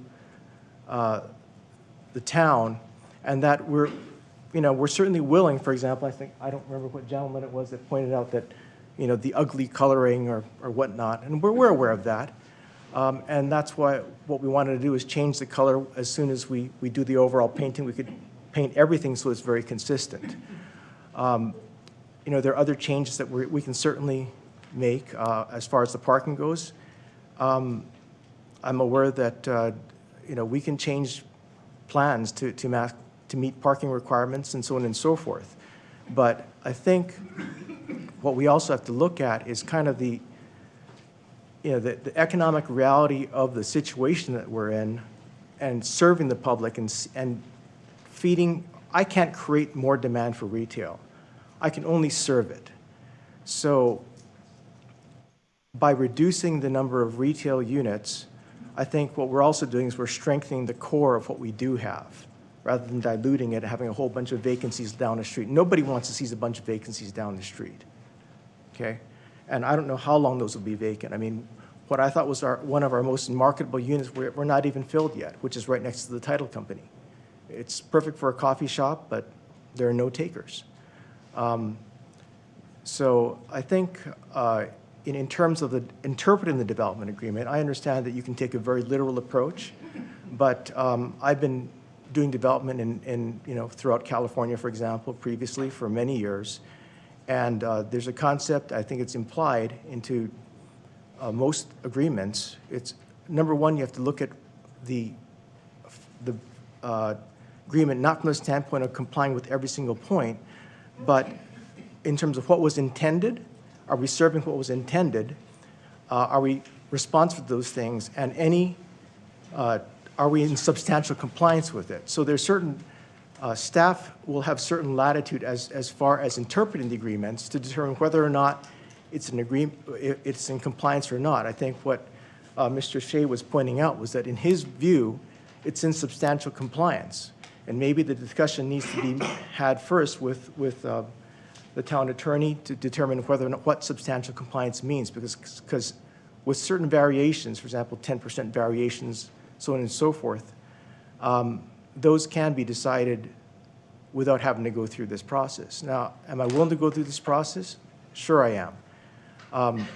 I think that you're all reasonable people. I think that the town would be supportive of, building, I think, a very beautiful project that we've also, solicited a lot of views from the town folk on this, and we've been very much supported, I think, as you'll see. But I think in terms of getting to the finish line with interest rates rising, we'd like to get off to a good start and get this built so that we can meet the demands. Right now, you can talk to all the realtors in town. There's barely anything to rent. People are, the Havenly was supposed to be built. It's had a lot of delays. We get a lot of people who are very angry. They come over, we can't find anything in town. What do you have? And at some point, we have no choice but to turn them away because we don't have any units left that they want. So, I guess that's all I have to say. Thank you for your time. Thank you. Turn it back. Thank you, Ken. Mayor Dickey, members of the council, my name is Wade Felkins, Landmark Design Architects. I've been involved in this site for longer than I can, My wife and I moved here in 1983, and this site first became available through the previous owner, Sam Gambacorda, back, I believe it was around 2011, 2012. Sam would call me up every once in a while. He would have somebody approach him about a development idea, and he would say, well, Wade, if this was your site, what would you do? And he would tell me about an aquatic center or there were all kinds of ideas that he had. And I always had an issue. There were two challenges. First was the 3 1-acre parcels that MCO subdivided when they replatted this section of property when they replatted for the hotel. And I said, those 3 lots are going to be a challenge under your TCCD district. And the second challenge was going to be this narrow strip of land that we have along the Avenue of the Fountains. I briefly revisited this again when my firm had the opportunity to redesign the Avenue of the Fountains Park. So I was very excited, very involved in all of the decision-making along with the developers on, how this is going to move forward, the new vision for the downtown area. Certainly, the need for rental housing, affordable rental housing in the community has been needed for quite some time here. I think right now, multifamily residential for rent is less than 0.8% of the available here in town right now, currently zoned.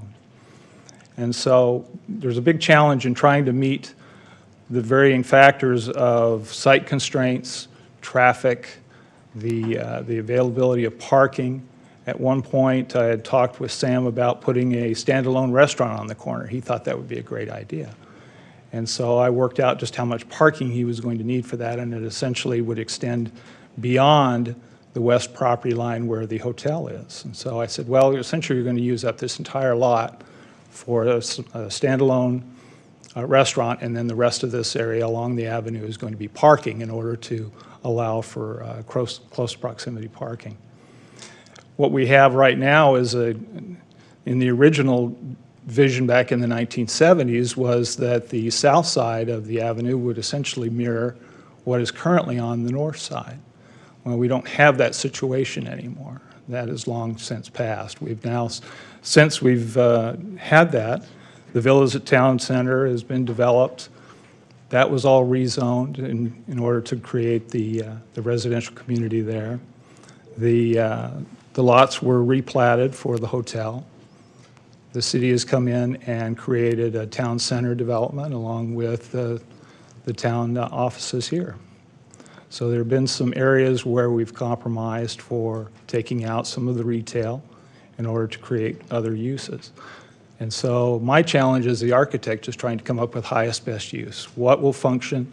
What is going to work for not only for the owners and the investors, but for the community? And so in trying to come up with a master plan as we worked through this since 2013, these are what my recommendations to our clients as to what I feel would be the highest best use for the property. And with that, I think we're ready to answer any other questions you might have. Thank you. Questions from council? Statements, comments? Mayor, could I make Yes. one? I located the 2016 resolution that varied that made the minor general plan amendment. It varied the general plan in one respect. And it says that it varied the narrative text for the definition of mixed-use land category in the TCCD.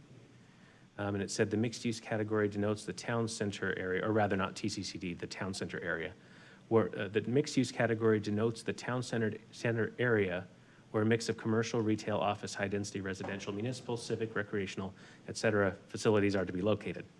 Several uses can be accommodated within a single project if the mix of uses is carefully designed to be mutually supportive and the project as a whole will reinforce the viability and vision of the town center. Notwithstanding maximum residential densities designated for other land use categories, high-density residential uses in the mixed-use category may be up to 28 dwelling units per acre within the boundaries of the downtown area specific plan. And then this is where the amendment was made, except for the areas within the Avenue District and South End District, which may be up to 45 dwelling units per acre. So it changed the permitted densities. I don't see where in the 2016 amendment to the general plan, it talks about the building, where it mentions building heights, which is in the development agreement, as we previously discussed, or where it mentions floors or any of the other things that we've talked about. That, as far as I can tell, wasn't covered. I was not here in 2016, but as far as I can tell from this record, it wasn't covered in this. Yeah. Vice Mayor? I have it here. Aaron? Do you have, yes, okay. Would you interpret what you just said about heights and density? The minor the bottom line is that as far as I can tell, the minor general plan amendment didn't address those. It addressed densities. It didn't address heights or floors or any of the other things that are in the proposed site plan that was intended to go before P&Z and that we're here to amend the development agreement because the development agreement does address those things. So basically, if the development agreement wasn't in place, the density change would stay in place, but Yes. not the other The allowable density. qualifications or... Yes, Mayor, the allowable increase in density up to 45 dwelling units per acre would be in place, or at least would be allowed under in that specific area, Allow. the downtown area, pursuant to the general plan. But it doesn't change the nature of this needing a development plan amendment. As far as I can tell, Mayor, no, I don't see I don't see how this changes what staff's understanding. Okay, so some of the things we talk about is the lack or the need for residential in town. I think we have changed some zoning recently in other areas of town in order, because we probably do have a ratio now of commercial that we're trying to balance a little bit more with residential. Havenly is certainly going to be online soon with, once they open up with 100 and, well, I forget how many units, but 140 or so. We have another project coming online on Saguaro Boulevard and on El Lago Boulevard. And then some of the changes that we made recently on Amherst, Saguaro, and then Saguaro and Shea. So those changes were made with the idea that, yes, maybe some of these areas where they were all commercial, having this mixed use made sense. I still look back at the old downtown area specific plan that we had. It's not that old, but the SWABAC plan with the districts. And the intent for this area is to be our downtown. And while I'm glad that we have folks living there now on that area, to me, if it had been my preference at the time, I probably wouldn't have wanted the corner to be all residential, and I don't think I would be inclined to want the other building than E to be all residential, because that's even more of what, is something that doesn't align with what I think the downtown should be. So I don't really, I'm not inclined to support the residential on the bottom. I also, in the original project, didn't support the 4 stories at all, or the 54 feet. So we have to live with that, but I, again, wouldn't want then to expand the 4 stories, regardless of the height. If you did 3 stories in the other building, I don't favor 4 stories right now. So the other amendment has the ratio, but correct me if I'm wrong, but isn't the ratio change a result of these changes, having another floor of residential, having 4 floors of residential? Doesn't that make the 10 to 1 go to 12 to 1? Isn't that just like a math thing? John, do you want to respond to that? Excuse me. Yes, Mayor, it's the taking away the commercial on the ground floor of E that throws off that ratio. Okay, that's what I just said. Thank you. Period. The number of units were actually 2 units less than the development agreement stipulates were allowed. So we have less residential. Is changing, so that's like Only because of excuse me, building E. I understand that that's a factor of the 4, but it's a factor that's a result of one of the 4. So I'm not. I'm so- sorry, I'm not trying to argue with it, but it doesn't factor in. The only thing that changed the ratio, we have less units, residential to commercial space than it was originally designed, but we're trying to get rid of just building E, approximately 8,000 foot of commercial, which if forced to put in is going to end up being 90% storage, because that's about the only thing we can lease on it. We'll have a little storefront for an ice cream shop or something, but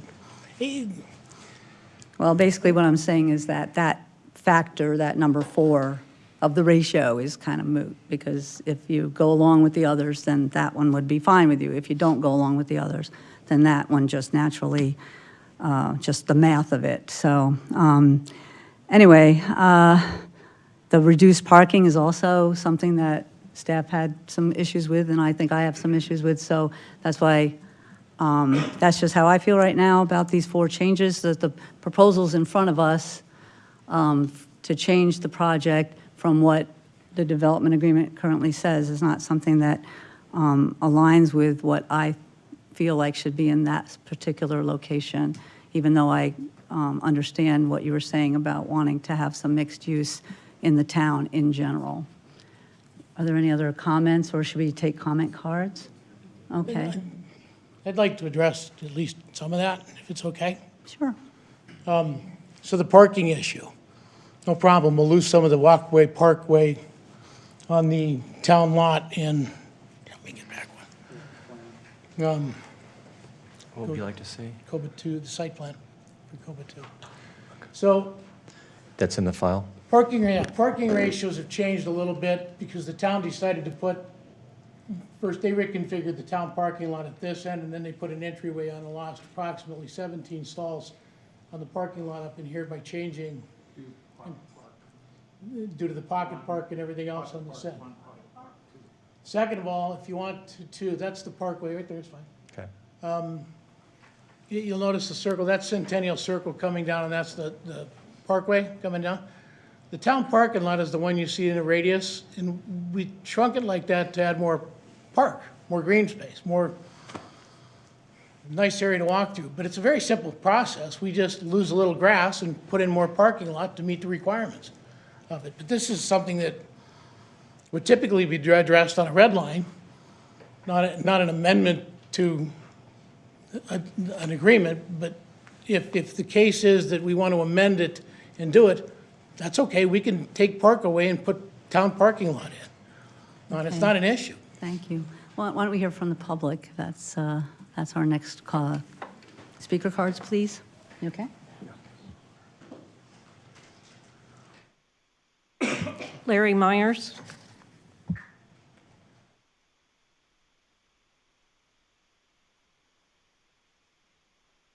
Mayor, council, bet when you saw my face, you thought I was going to come up here and beat you up on the detox. I'm here to say I told you so. And I visited the SPAC committee meeting a week or so ago.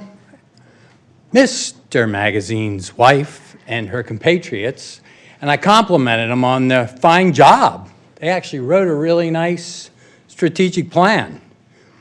Of course, all the strategic plans that have ever been written for this town, including one that I worked on 30 years ago, before we were even a town, all have the same general theme. Take advantage of natural beauty, have a vibrant downtown, bring young people to Fountain Hills, enjoy the outdoor living. We're in Arizona. And I was hard on Grady. He'll attest to that. And I said, the strategic plans are the great dream of Fountain Hills, and the only people getting in the way of the dream is the staff and the government. Now, you people aren't responsible for this, but I sat upstairs in 2016 and I said, you're going to regret this, Linda, because this is not vibrant. Sorry, sir. And in all fairness to him, he had a great plan with a movie theater and an entertainment district, and he couldn't finance it, and I get it. You can't finance it then, but when you're running a business and when you're running a town, you have a dream. When you give up on your dream, you're finished. And we gave up on our dream because that piece of land with the existing building and this new thing and nothing on the bottom floor that could possibly be vibrant is the end of the vibrant dream. That thing will be about as vibrant as a 10-watt light bulb, just as when I look at the green one and the empty bottom floor, the only vibrant thing in that commercial space, I'm sorry to say, is the sushi bar. Good for them. They did a nice job. People show up after dark. The rest of the time, I can go there right now. It's closed. It's not vibrant. No young people are coming. I see the people on the balconies. I'll see the people on those balconies. And so I don't envy you guys. You got to clean the mess up. And all I'm asking is do the best you can to keep whatever is left from the bad, really bad decision that was made in 2016, because you're done. It's not vibrant, and it never will be. And I agree with the mayor. That wasn't my dream either when we designed the community center and the Centennial Plaza and all of that back in the 80s. That's all I have to say on this matter. Greg Johnson.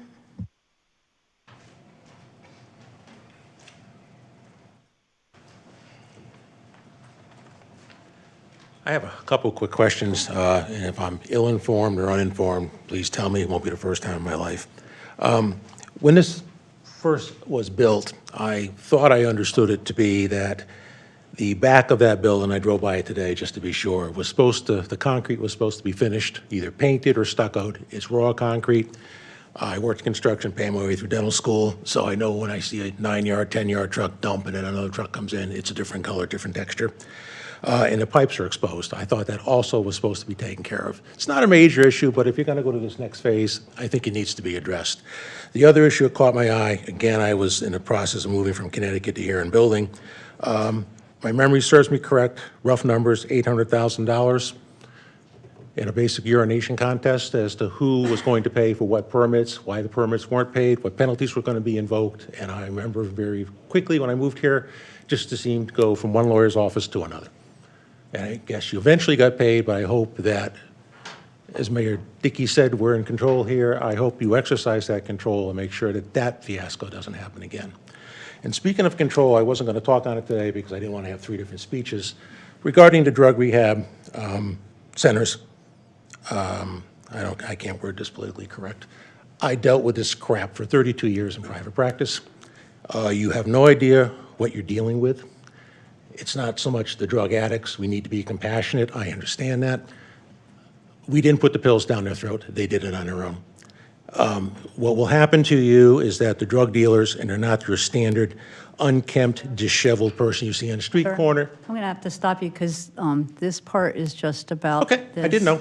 Sorry, thanks. I saw the people talking about different things. Yeah, the call to public. I will yeah. deal with it another time. All right, or, No problem. please, yeah, write us, let us know. Don't worry, I'm not bothered by it. Thank you. So, one more thing regarding this building. I know there was an issue with some of the property on the other side of the fountain, that you had to do additional things to the fountain because they were concerned about overspray on their windows, a legitimate concern. Is that issue going to be dealt with this building so these future tenants don't come back to us as town people and we have to bear the expense of resolving that problem of overspray on the windows? Thank you. Tammy Doss.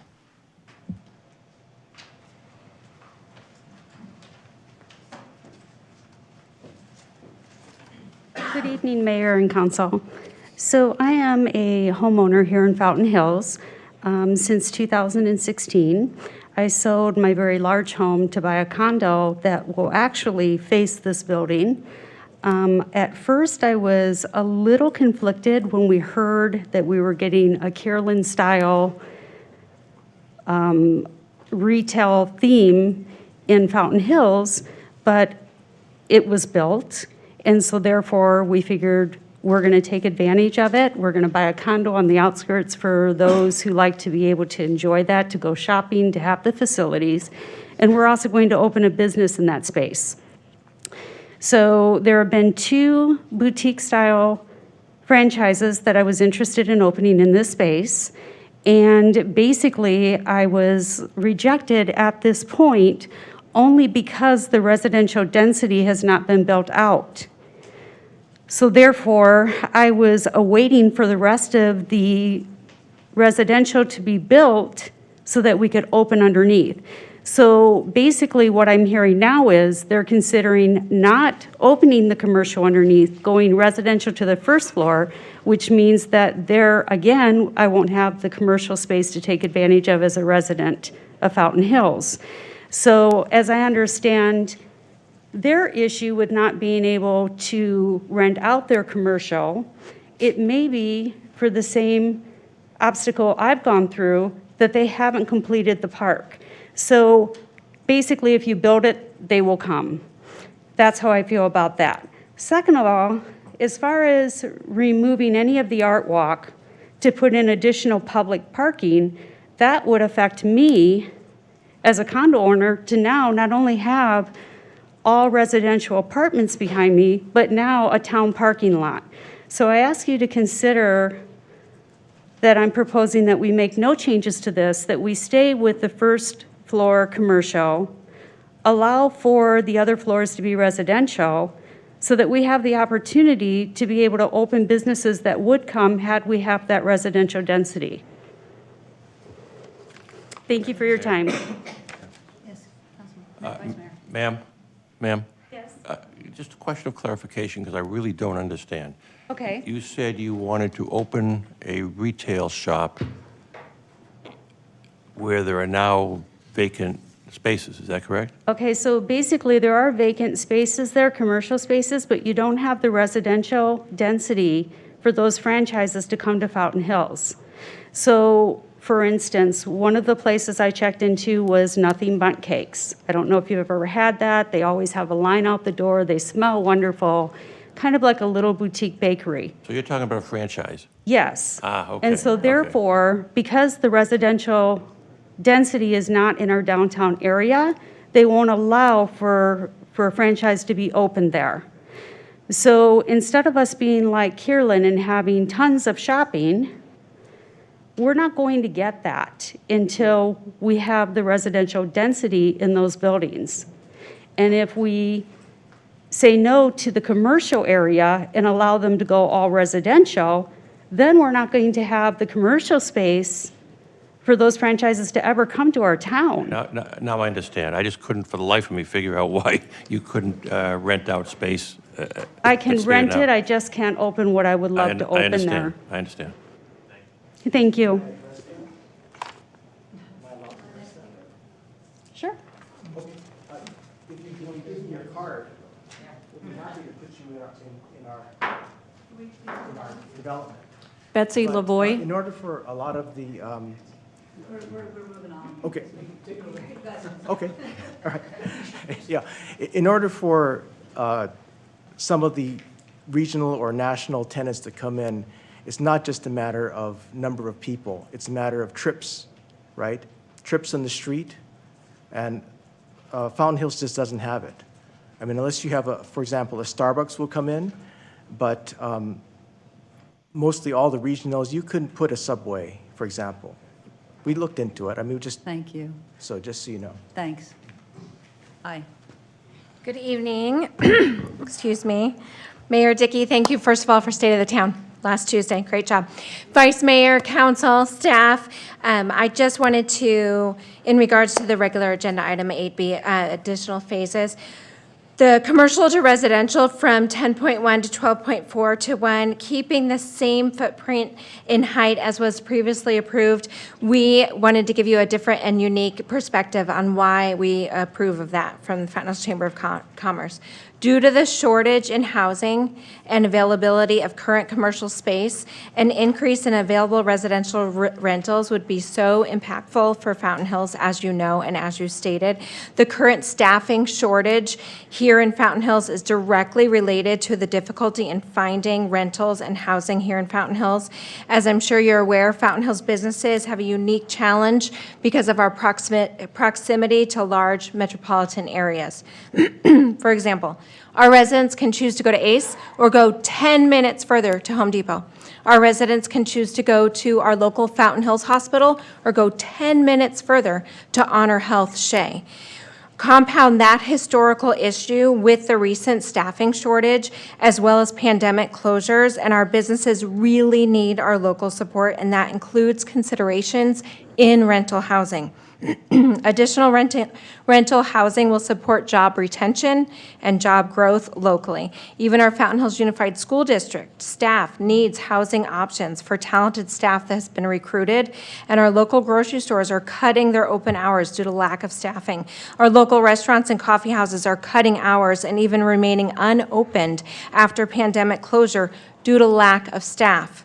Providing more residential rental housing within Fountain Hills is one step to help alleviate that staffing crisis. It's responsible development to amend the current Park Place development agreement.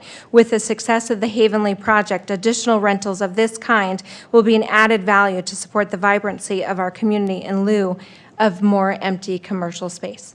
And I thank you for choosing Fountain Hills for your development project. Thank you.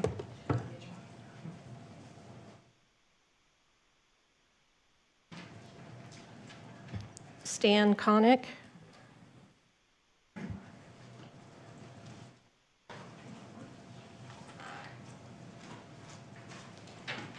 New shoes.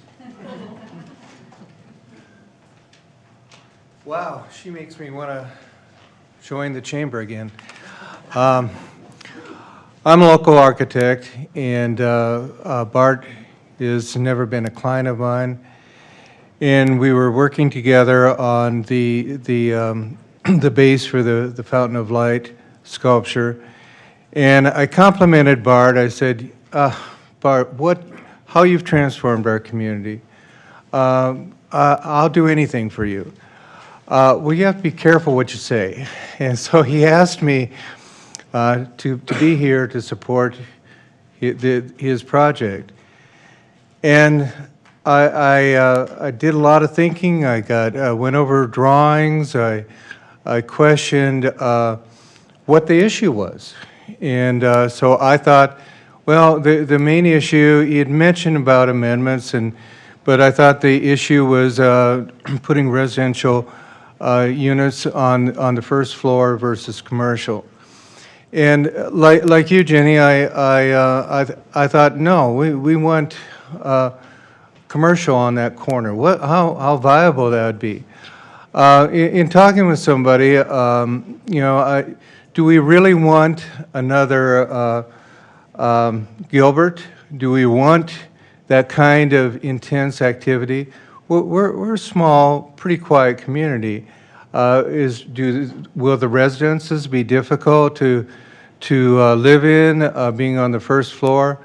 Well, when you look at them, a lot of them are 4 feet above the sidewalk, and they have privacy screens on their patios. I'm getting a bit emotional about Bart Shea.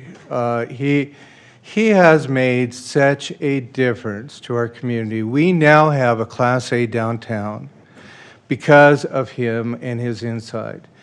And, he knows about marketability, he knows about performance, he's hired a Class A architect, he's done Class A, he's proven himself. And when I said I'm a bit emotional now, just the positiveness that he has given to our community, I can't thank him enough.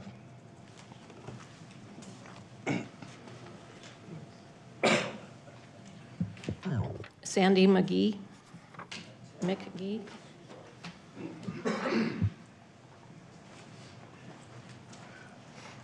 Good evening, Madam Mayor and council members.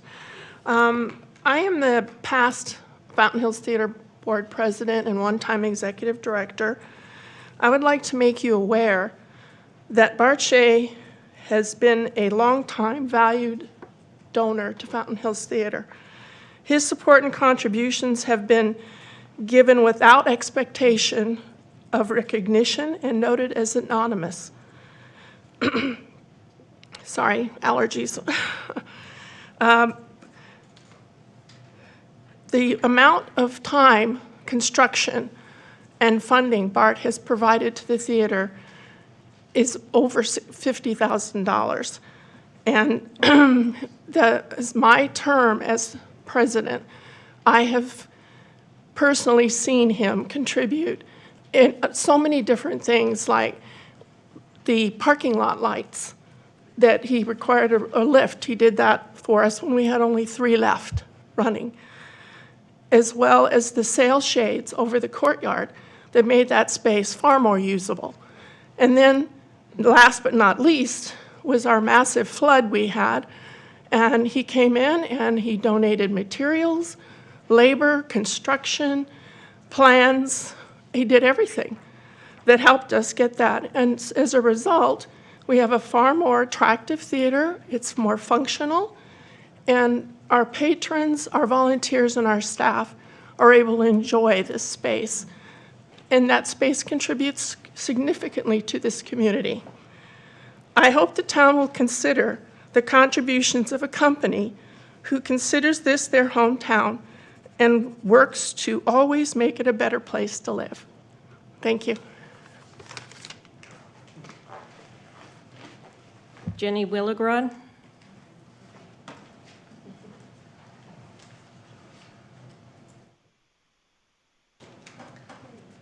Hello, Mayor and Town Council. I have a theme going here tonight, and it's supporting Bart Shea. I'm here as representative of the Public Art Committee, and you'll see that this concept calls for a public art walk, which the new committee is really excited about working on in the future. Now, whether it stays the same or we add a few more parking spots, that's to be determined, but I know that there will be an area there, and we're really excited to pursue more sculpture of a different caliber than what we've seen before in this town. I was a past president of the Fountain Hills Cultural and Civic Association, under which there was a different public art committee, which Bart worked with as a result of his donations from the last development. I think that the Public Art Committee and Bart worked great together. There was never any complications, and I look forward to that relationship again. What I did work directly with Bart on is the volunteer hours and the materials he donated to the community garden. Again, he stepped up for our town. And I think there's something to be said, especially from the gentleman from California, talked about this as a community. And I think it's been nice to work with a local developer for our community. I think we're all on the same team. We just need to go in the right direction. Thank you.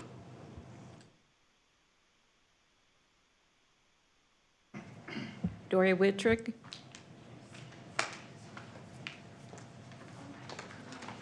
Good evening, Mayor and Council and staff.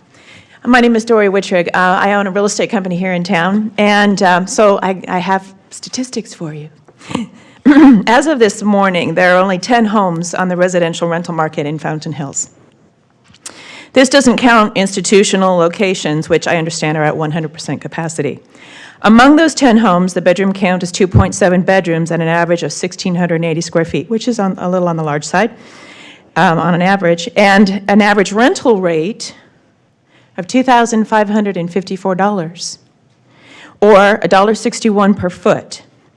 Those rates are extremely high. They were around $1.25 a foot just 1 year ago, and around $1.10 a foot within the past 3 years. That's a 46% increase in that period of time. So this might be great for landlords, but not so good for restaurant owners, shopkeepers, and business owners who need to hire employees, or for the patrons of those businesses who get frustrated at the challenges in our service sector. Many employees cannot afford to live in our community. It's also expensive to live in Scottsdale and Mesa and Tempe, but the job market in those communities pay much better. And why would an employee want to live in those communities and drive 20 minutes to Fountain Hills for work every day when they're so far away from their kids' employment, or kids' schools and their spouse's employment? Park Place rentals are not going to be inexpensive. They are not inexpensive. But a development on this avenue would never be inexpensive. Yet the community needs more housing in order to accommodate the needs of our workforce. And by providing more rental opportunities like Park Place, there will be, hopefully, an easing point in the more modest rental inventory market, and we'll be able to be a little bit more friendly and available to those who are price sensitive. I also want to commend the Shea Connolly development on the first 2 phases of the project. I have sold many homes in Fountain Hills for individuals who wanted a simpler way of life. And after selling their luxury homes, they chose Park Place development. This, in turn, allowed others to purchase in our community. But those folks who moved into Park Place, in every case, those individuals are extremely, and were, or are, extremely pleased with their apartment homes and the setting. They love for me to come, and they love to brag about their homes. They love them. I hope the council and the staff will work in a cooperative manner to iron out any stress points in this relationship and allow the development to move forward before construction prices go up too much more. I also want to just remind everybody that when this community was originally conceived, we were conceived for 72,000 residents in this space of ground. And it's been reduced to less than half of that. But the commercial space was conceived for 72,000 residents. We have too much commercial, and we have to stop adding to it. And this is your opportunity to do that. Thank you. Mayor? Yeah, I have a question. Dory? I'm sorry, my bell rang. No, all right, never mind. Did you have a question? I do. By your admission, it's my understanding that the units at Park Place are fairly expensive. I would want them to be. They're on our Avenue of the Fountains. Well, then how do we square that with the need for workers in our restaurants and so on, where we have all these vacancies? How do we square that? We have other rentals in the community. It's just that we don't have enough. And folks with the better credit rating or the cash or the whatever, they're getting the homes when the employees can't. If we bring more rentals, more units into our community and try to get a little bit closer to, the original or our now planned, I think 34,000 residents that we are looking for in Fountain Hills, if we get more homes here, then the lower end housing rental units will be more available, I believe, for that workforce housing. And you do think that those rental costs will be such that workers can rent them? They were in the past. This is now. I understand that, but we're very tight on all of our residential units. For every for sale product out there right now, there are 10 buyers for one home. It's frustrating for everyone. Rental housing is one way to ease some of that, but we do have a number of rentals on the more modest variety. It's just that, it's just like in for sale housing. Kids can't afford to buy because people with cash are coming in and buying, and the kids that have to finance, they can't do it. Folks that are a little bit more sensitive to applying and qualifying for these rentals, they can't because there's other people that take up those units. We need more housing in this community. Thank you. Thank you. So to kind of put that in perspective, so the average house rent right now is about $2,600 a month. The average rent in Park Place right now is about $1,600 to $1,800 per month.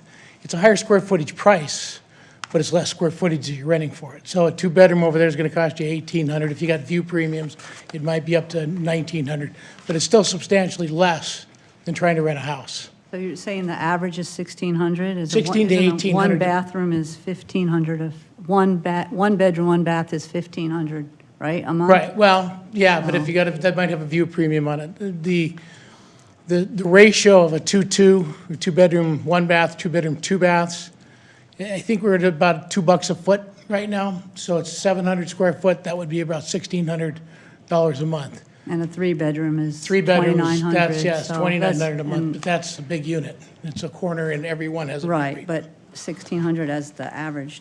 But again, it's not like saying we don't want any residential. We're going around other parts of town. There are 3 more projects online about ready to be completed.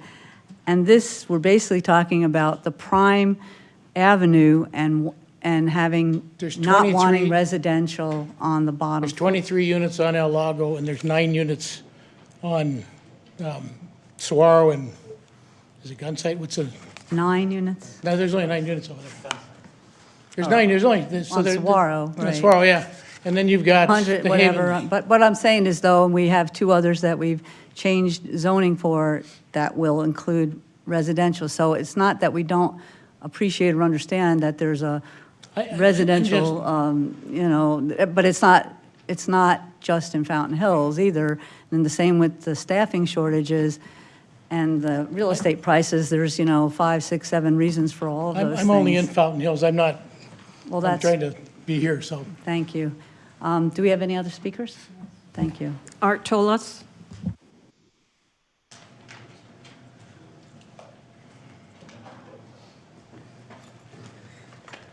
Thank you. Good evening. Art Tolis, Mayor, Council, Town staff. Nice to be here and speak on behalf of this project. I just want to say that I also have had dealings with Bart Shea over many, many years, from being the president of the Rotary here for 4 years to other civic organizations that we were involved in. He's always been more than generous to contribute his time and money to the community. And with that, while we can speak of his character, as I listen to this evening's discussions, the one thing that I think is most important that is a responsibility of this council and staff is to be fair with Bart Shea. And right now, this process tonight, in my opinion, has been far from fair. And what I mean by that is this. You have issues that the developer has discussed that is in direct conflict with what town staff has indicated they want him to do, and he's sharing that he doesn't want, he didn't request that. I had an opportunity to speak with Bart, and he talked to me about a week ago and said, help me understand, and from my perspective and from what I know to be the facts, is that most of this conversation this evening that has now been in the public forum should have been an executive session. In my opinion, and from my understanding, he nor his representatives, his attorneys, no one was invited into executive session, which specifically is for contract negotiations and employee relations, et cetera. Some of the comments that have been made tonight, and Mayor, I forgive me for calling you out. I don't intend to call you out in a negative way, but however, you did already speak in contention of this project, and you've clearly expressed your feelings here without this process going through the proper channels, in my opinion, in the proper way that it should have been handled. Now, we're going to have a public perception and a public debate in a public forum that, in my opinion, could cost this developer money, could cost him investor relations. You have a lot of people getting behind mega million-dollar projects that are investing in this community. And some of the comments and some of the connotations this evening, if I was an investor in this project, I'd have a meeting with Bart and I'd have a meeting with all involved and say, hey guys, we need to move this forward, and right now you have the mayor of Fountain Hills speaking out pretty vehemently against the way that we're trying to move forward with this. That's a problem, and that should not have been in the public forum, in my opinion. So I think that being fair to Bart Shea is critical in this development. He has done tremendous work in this town, and I believe that the process tonight has been absolutely out of line. Thank you. Well, I will answer that. Obviously, the first thing we established before we started the conversation was that this was the proper and the only legal way to go forward with this. There's been plenty of discussion with staff, with Mr. Shea, and this is exactly what happens when there's an amendment for, yes, well, you're going to say they haven't spoken to you? I mean, so to try to call this unfair and characterize it in a way that I think anybody watching is not going to believe is the way it's playing out. We did it with Daybreak, we did it with Havenly, we've done it with every project that we discussed. That's what we do, and that's what we're doing right now. Excuse me. There are 4 items that are in front of us. I stated how I felt about all 4 of them.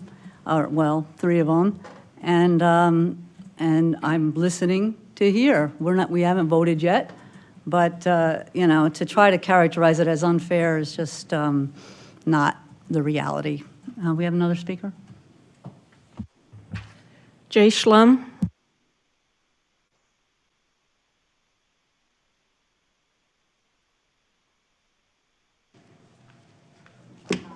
Hey, Mayor, Council, staff. Thanks for serving our town. Did you know we live in the greatest town in the world? And we have a very engaged community. We're really lucky to have that. Also in our downtown, I heard somebody speak about being vibrant. I think we have one of the most vibrant downtowns that I've walked in. You see the dogs, you see the people walking, enjoying the park. Where else do you have a central park in the United States where you've got a huge, beautiful fountain park right in our downtown? So we're pretty fortunate, and it is pretty vibrant. It's changed what vibrant is. Retail's changed a lot, so we've come to learn quite a bit. And as far as Bart Shea, he and his family have been some of my dearest friends for over 30 years. Cheryl, I know, lived in Fountain Hills, Cheryl Shea, for 40 years.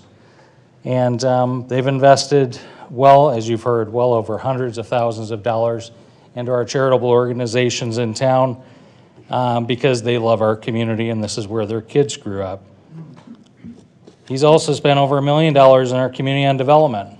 So we certainly owe him respect and good engagement from our leadership to make sure we get the best out of one another. Most of the people I speak with are a lot of people coming new to town, checking out Fountain Hills. Of course, they love the beauty.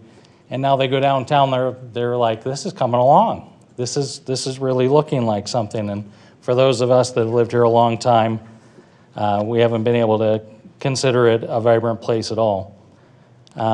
Over the last 15 years, we've really seen some things change and have realized with the help of the Urban Land Institute and a lot of other developers and staff have helped us to determine, as some have talked about, our downtown is way too big. The scale is huge.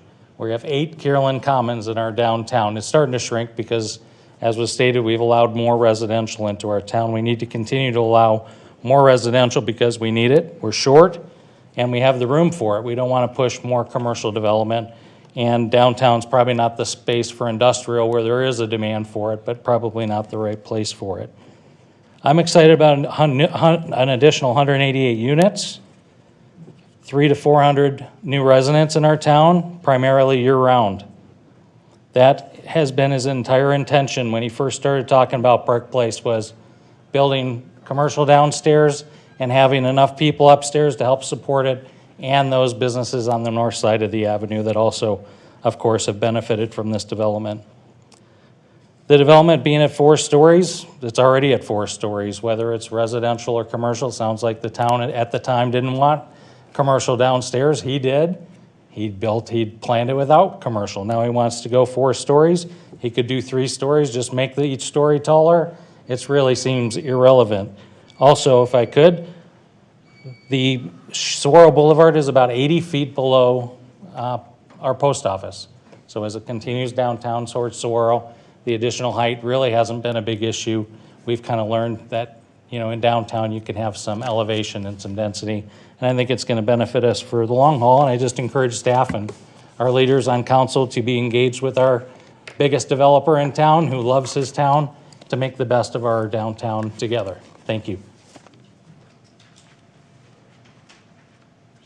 Cecil Yates.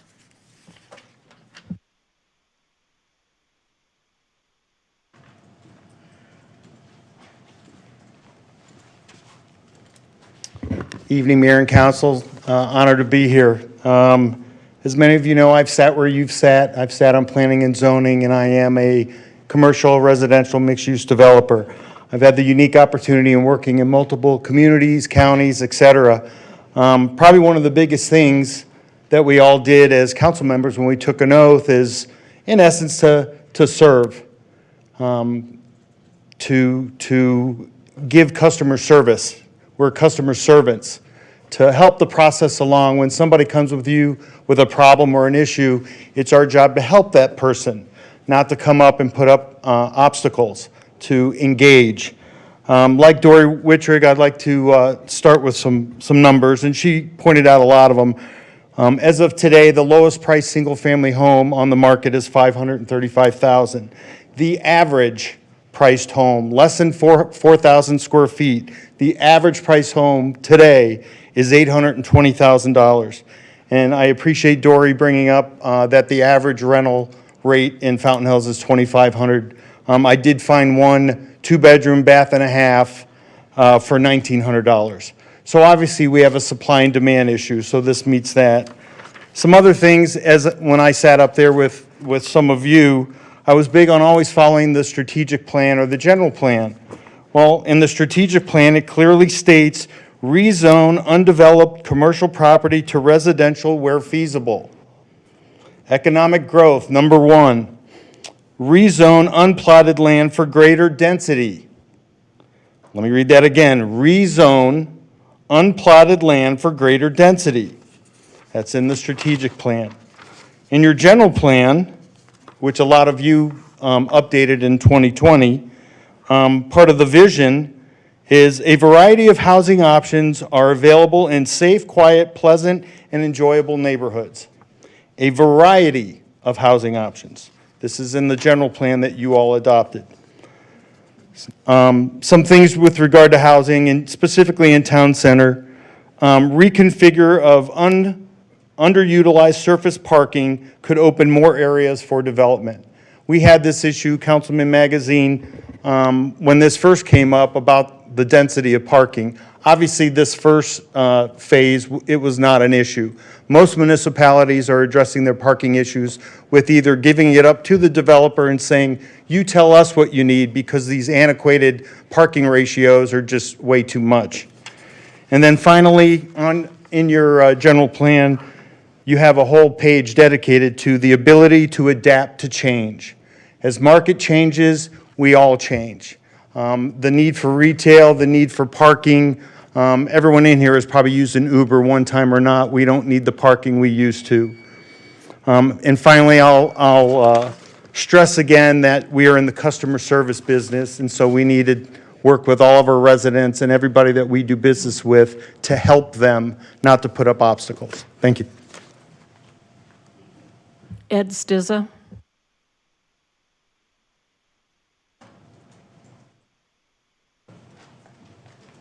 Hello again, everyone. I'll try to make this as short as I can. So I'm listening to everything that was happening. I was coming here looking for exactly what has been said over the past several comments and speakers, and certainly from the developers. So there's a couple things here. This project obviously started with a development agreement, and that development agreement was only done to get that project, the first part of it, pushed through. At that point in time, the town residents, I was not here and privy to this project. I did see it from afar and was always alerted about it, but certainly with the development agreement will expire on June 1st, okay? So where I think it is, okay? That's what I've been told. So if that's the case, and there's been so many contradictions said here from everyone, and I think everybody's on the same page, I hope so, that let's try to do the best development and use of land that we possibly can. I mean, and that includes the views, and that we're trying to protect. Obviously, our downtown is lopsided, but as far as development heights, and that's an unfortunate occurrence. But one of the things that I've heard, and this would be great to have a public discussion set up in an organized fashion, you would eliminate all this at a town council meeting. I mean, this is, I agree with a lot of people. You're questioning why you're here. I mean, it's just crazy. I mean, there's a lot of people that did not want that first development and those first two buildings. And look at them. They are horrifying. And I don't care what anybody says. You can paint it all day long. You still have a tremendous amount of eyesore items that are there. And are we going to let this happen again? These are 2 blocked structures, and I realize the density is starting to become necessary or whatever, but what are you giving up for that density? And I talked about density all through last year, and I'm just, I'd love to, I don't want to be all over the place with this, but there's so much that was just said. I really hope you guys step back, run it back through P&Z, let this crazy developmental agreement that was instituted by certain members who are in this room, let that passe and start over again. So what a novel idea. Then it'll go through P&Z. You're not going to surpass P&Z. You're going to get public opinion. So it's a suggestion. There's about 500 other things on this page. So anyway, tried to get out as much as I could. Thank you. Thanks. And again, I just want to address process. This is exactly the process that we go through when there's development agreements. So this is not any different from Daybreak or Havenly or any of the other items. P&Z does not look at development agreements. This is a public meeting, and that's exactly what this is for. So are there any other, I'm sorry? I just wanted to mention, we don't have any more speaker cards, but we did get okay. one written comment from Randall Doss, who is opposed to the project. And then I placed on the dais the letter of support from the Veterans of Foreign Wars. Oh, yes. Okay, thank you. Any further discussion from council? Yes, Councilwoman? First, to the building owner, I believe your name is Ken. I understand your tenants love you and they think you're fabulous. That aside, Dory and Cecil, thanks for bringing stats. My A-brain really appreciates it. It's something that I always look for when we have conversations. I love the concept of the residential only. I know it's not a big fan of some people's, but I think it's brilliant because one of the biggest complaints that we get as council is how much vacant commercial space is out there. So I don't have a problem with the all residential building. What I do have a problem with is the parking issue. That is really a big deal to me. Whenever I go visit friends that are in, it doesn't matter what city. I know it's the new thing. Not everybody drives multiple vehicles, but we do in this town. So I don't remember what the exact number was, but it was less. It was like 1.25 cars per unit. I don't even remember now. I feel like it's been a while since I talked to John about it. But it was not a lot. So I would not be in favor of what the amendment is as proposed. So, Madam Mayor, Councilman, I'm going to butcher it, I'm sorry, Grzybowski, Sharon. So the parking ratio on the units themselves and on the retail that's existing, it meets standards and codes. With the reduction, the only reduction we're talking about is the parking on the town-owned lots, which through town design on the one contiguous town center to the sheriff's department right here, the town has removed several spaces in their design and then put an entryway which removed more spaces onto the avenue. We can address the 17 or 27 extra spaces that are required by just taking it out of the park and putting that in. If that's what the town would like to have instead of the walkway, more than happy to put in town parking lot and meet what's in the development agreement. So yeah, I'm not trying to take any parking away from anybody. Further discussion? Councilman? Thank you, Madam Mayor. I really wasn't going to say much, but I have to address the fact that two former council members has basically said that we're not delivering customer service and we're not being fair to the developer. And I really take issue to that. It's no secret that when I ran for election, the two primary things that I was opposed to was the development of Park Place, and secondly, the permanent primary property tax. Both of those things, the former council members were for. So I sit in this chair because of decisions that they made sitting in this chair previously. So for them to come in an open meeting and call us out and say we're not being fair, and then to get a lecture about customer service, I think is really rich. It also should be pointed out that it seems like the majority of people that spoke on behalf of this project have some connection or some ties to real estate. There's a few that weren't, but all connected to real estate that have had previous dealings with the developer. So I didn't see this overwhelming support for the first time this project was brought. So if there's people in this room that think there was overwhelming support, then I must have missed that house when I went door to door and talked to residents and tell them why I was running for election. So I don't see this overwhelming support that it's kind of been made out to be. So I'm sure neither one of you care what I think, and the feelings are mutual. So with that, I'm done. Madam Mayor? Yes, yes, Councilman? Yeah, thank you. I guess I'll weigh in at this point in time, and I guess I have a question for perhaps it's John. I mean, what the difference is on the residential units between what's being proposed and what he could do. I thought I saw a figure of 420 units versus 404. I'm just wondering if that's accurate. Mayor, council member, I don't have that number right in front of me, but it's very close, very similar. I think it is actually a few units under what the maximum they were allowed in the original proposal. I'm looking here on the information I have to see if I can come up with that number. Well, Councilman, I think Mr. Shea has, maybe has an answer. Councilmember Charno, thank you for the question.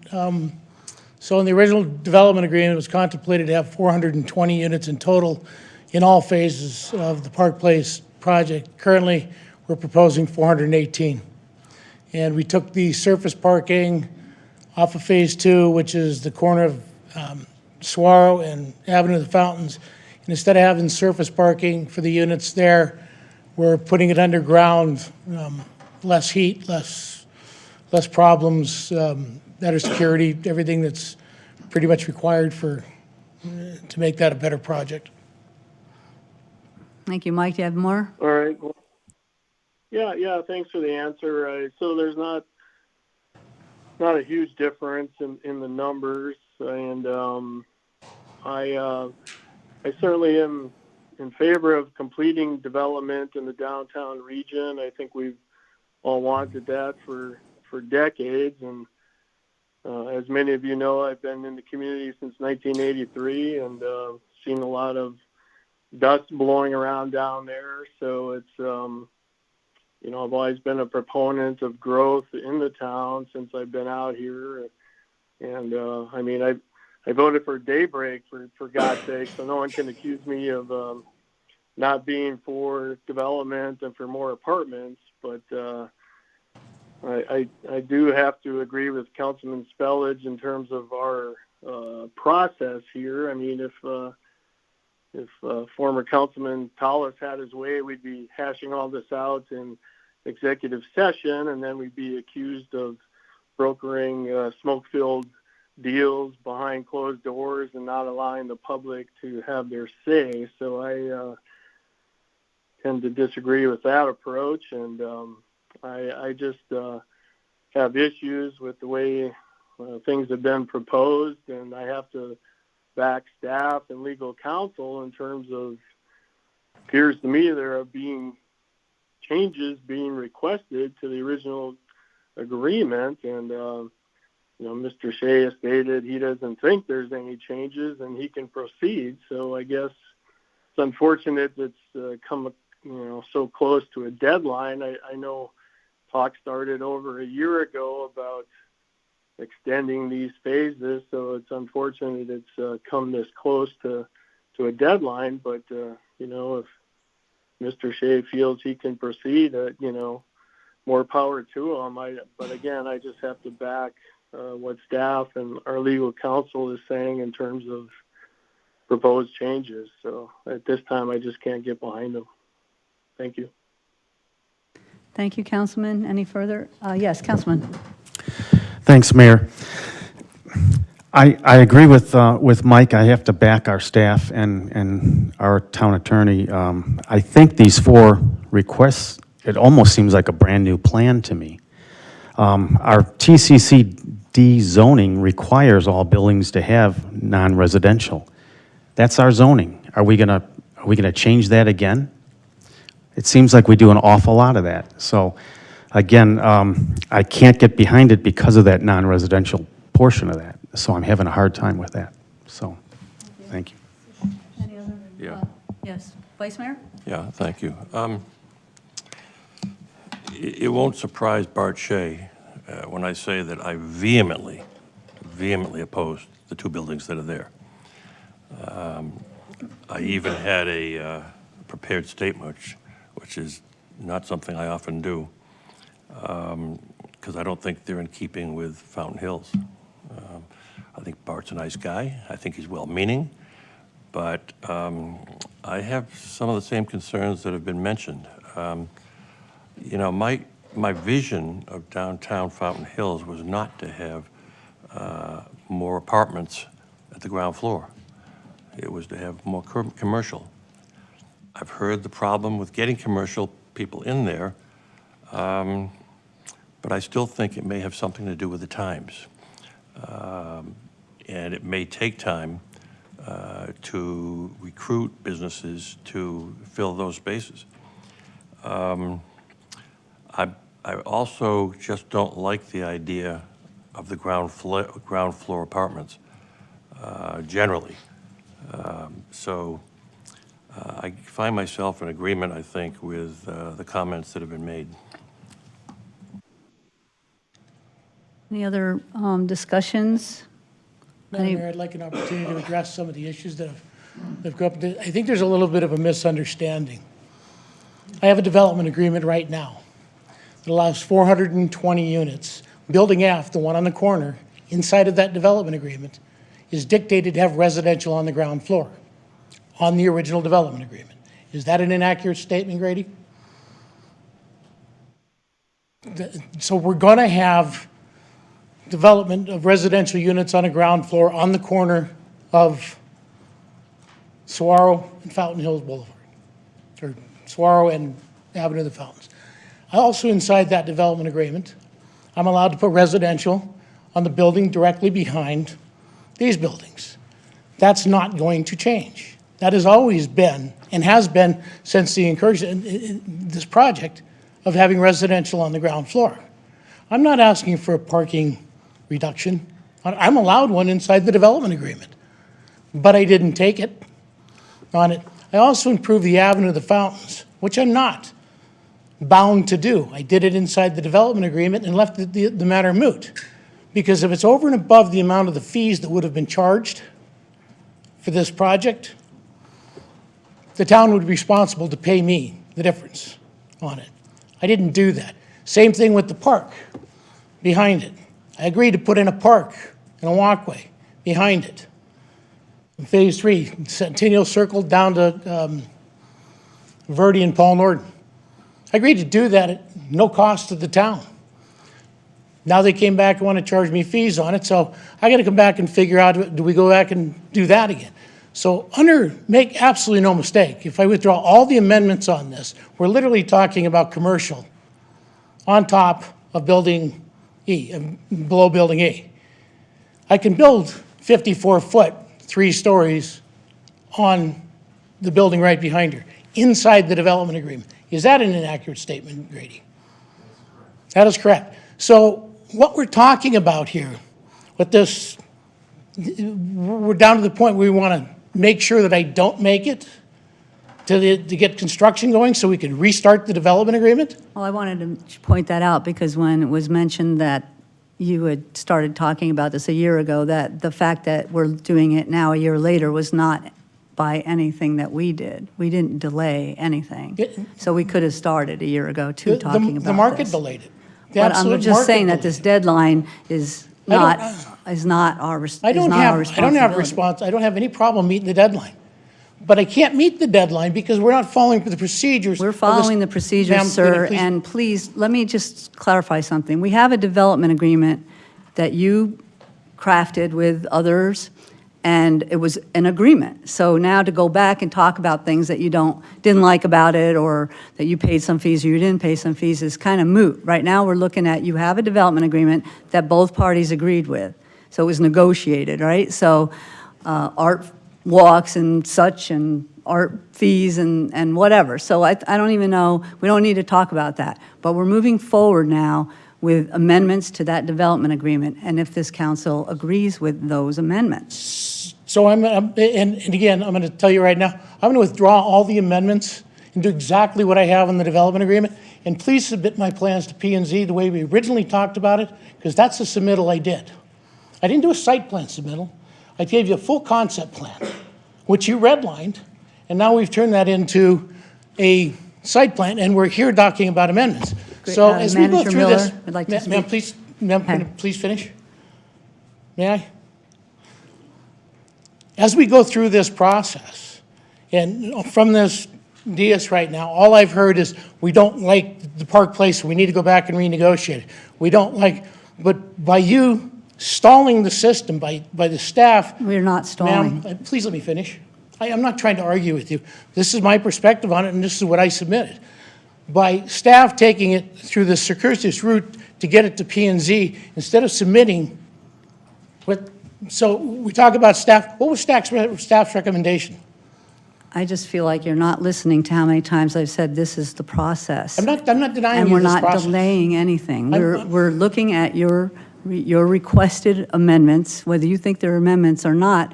It's obvious we're convinced that they are. So we're trying to make a timely, and the only reason it's late is because it hasn't come to us yet. So we're now trying to do this and do it tonight, and however it comes out, you're free to resubmit or, do as it exists right now. But I don't appreciate everything being characterized in a way when we all have ears and eyes and are sitting here and know what's going on. This is a very proper procedure.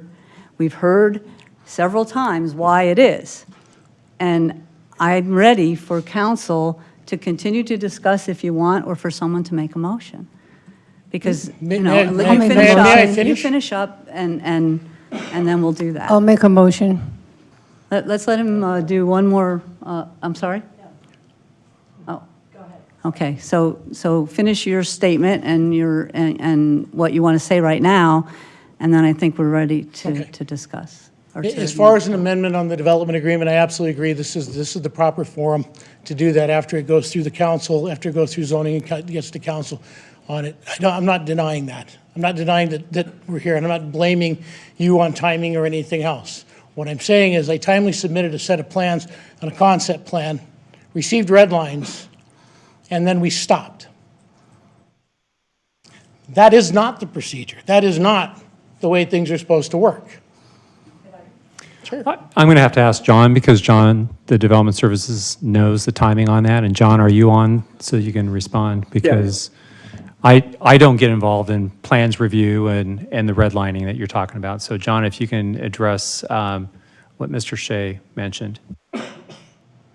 Yes, Mayor and Council, we received the site plan application in November, just before Thanksgiving. Actually, a week or so later than we had agreed to be on a certain time schedule. With that time schedule, we agreed to do everything we could to get the site plan on the February 14th Planning and Zoning Commission meeting, even though that would be a month quicker than the normal procedure. And we are moving forward towards that, and we're fully prepared to have the site plan review on the February P&Z agenda. We also would typically then have the site plan from there on the council meeting on the second meeting in March, but we have agreed to put it on your first meeting in March. So we're actually advanced the time schedule quite a bit in order to get Mr. Shea to the point where he can, if at all possible, meet his timeline to get construction started before the development agreement expires. The question is not whether I submitted a site plan. I did. I also submitted a full concept plan for P and Z. But you said it all Yes, stopped, and that and it plan's doesn't being sound, processed. So literally, I have to go back now and start from scratch on the concept plan that I've already submitted, received red lines on, and is not proceeding any further. Is that accurate, John? Mayor and Council, I'm fully prepared to have a report for the February 14th P&Z agenda based on the site plan that's already been submitted. Can I ask Mayor and Council about the concept plan that was submitted?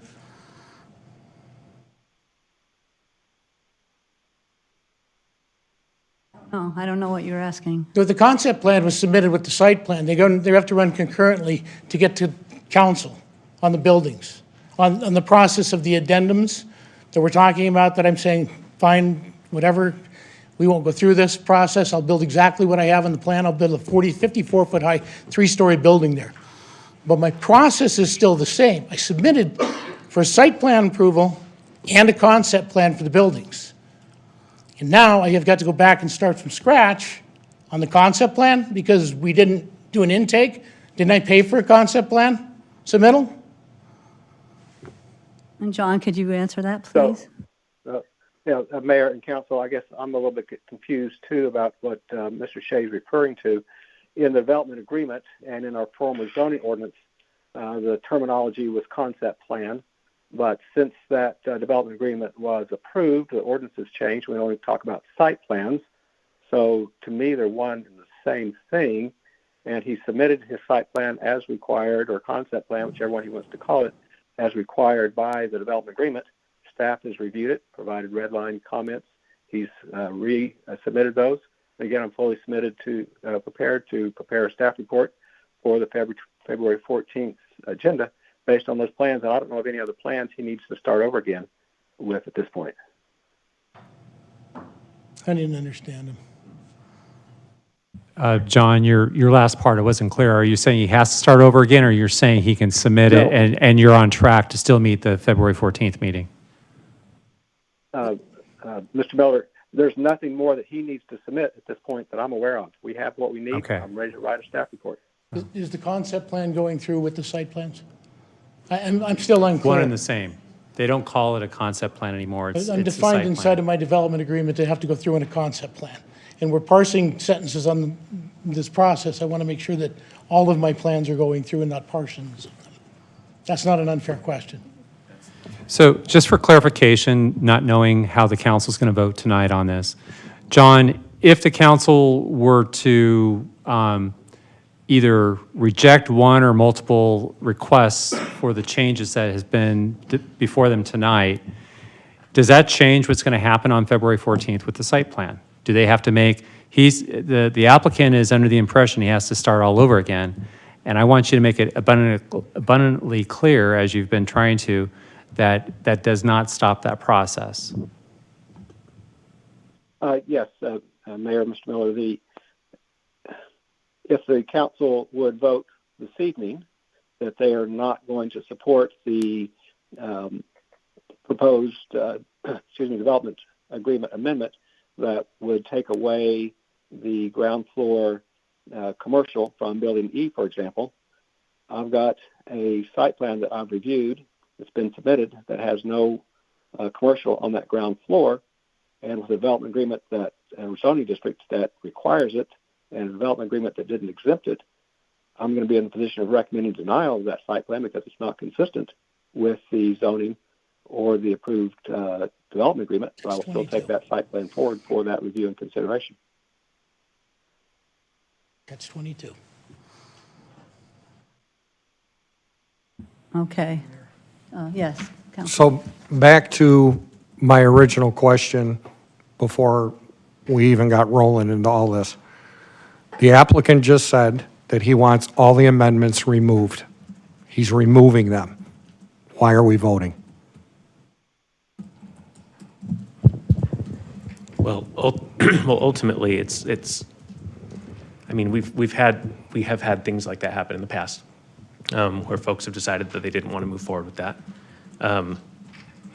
if Mr., I want to make it clear that if Mr. Shea decides to withdraw the amendments, before a vote, there's no possibility for the council to consider those tonight.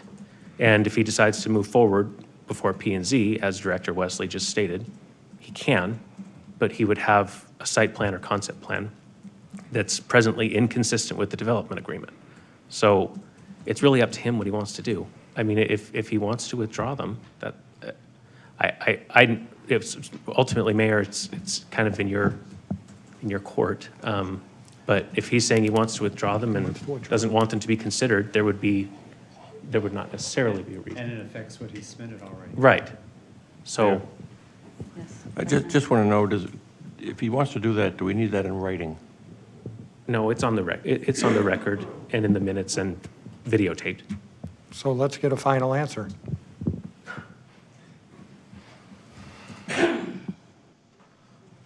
Madam Mayor, members of the council, Mr. Wesley, Mr. Miller, Mr. Arnson, I formally withdraw the request to appeal anything inside the development agreement. If staff has issues with the way the site plans are done, I suggest we run through the normal process, redline them, and send them back to me, and I'll address the red lines as they go before they get to P&Z. That makes sense to me. What about you?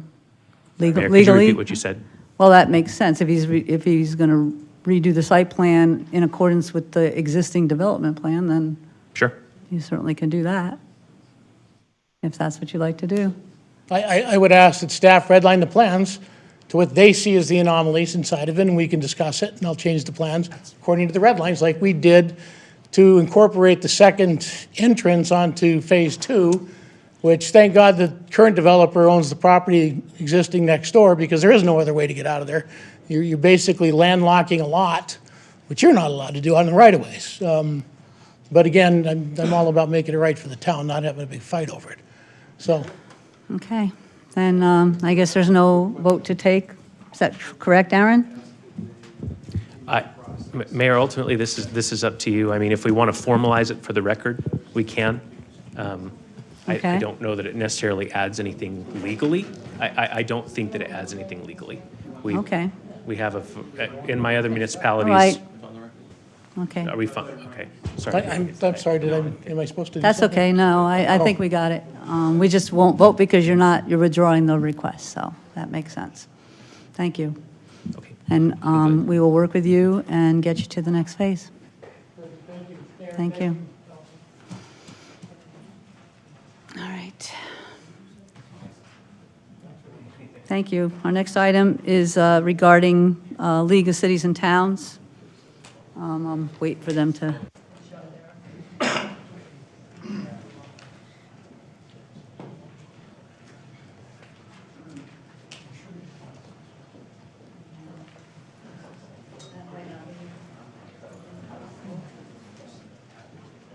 Okay, we're going to talk about the League's legislative agenda.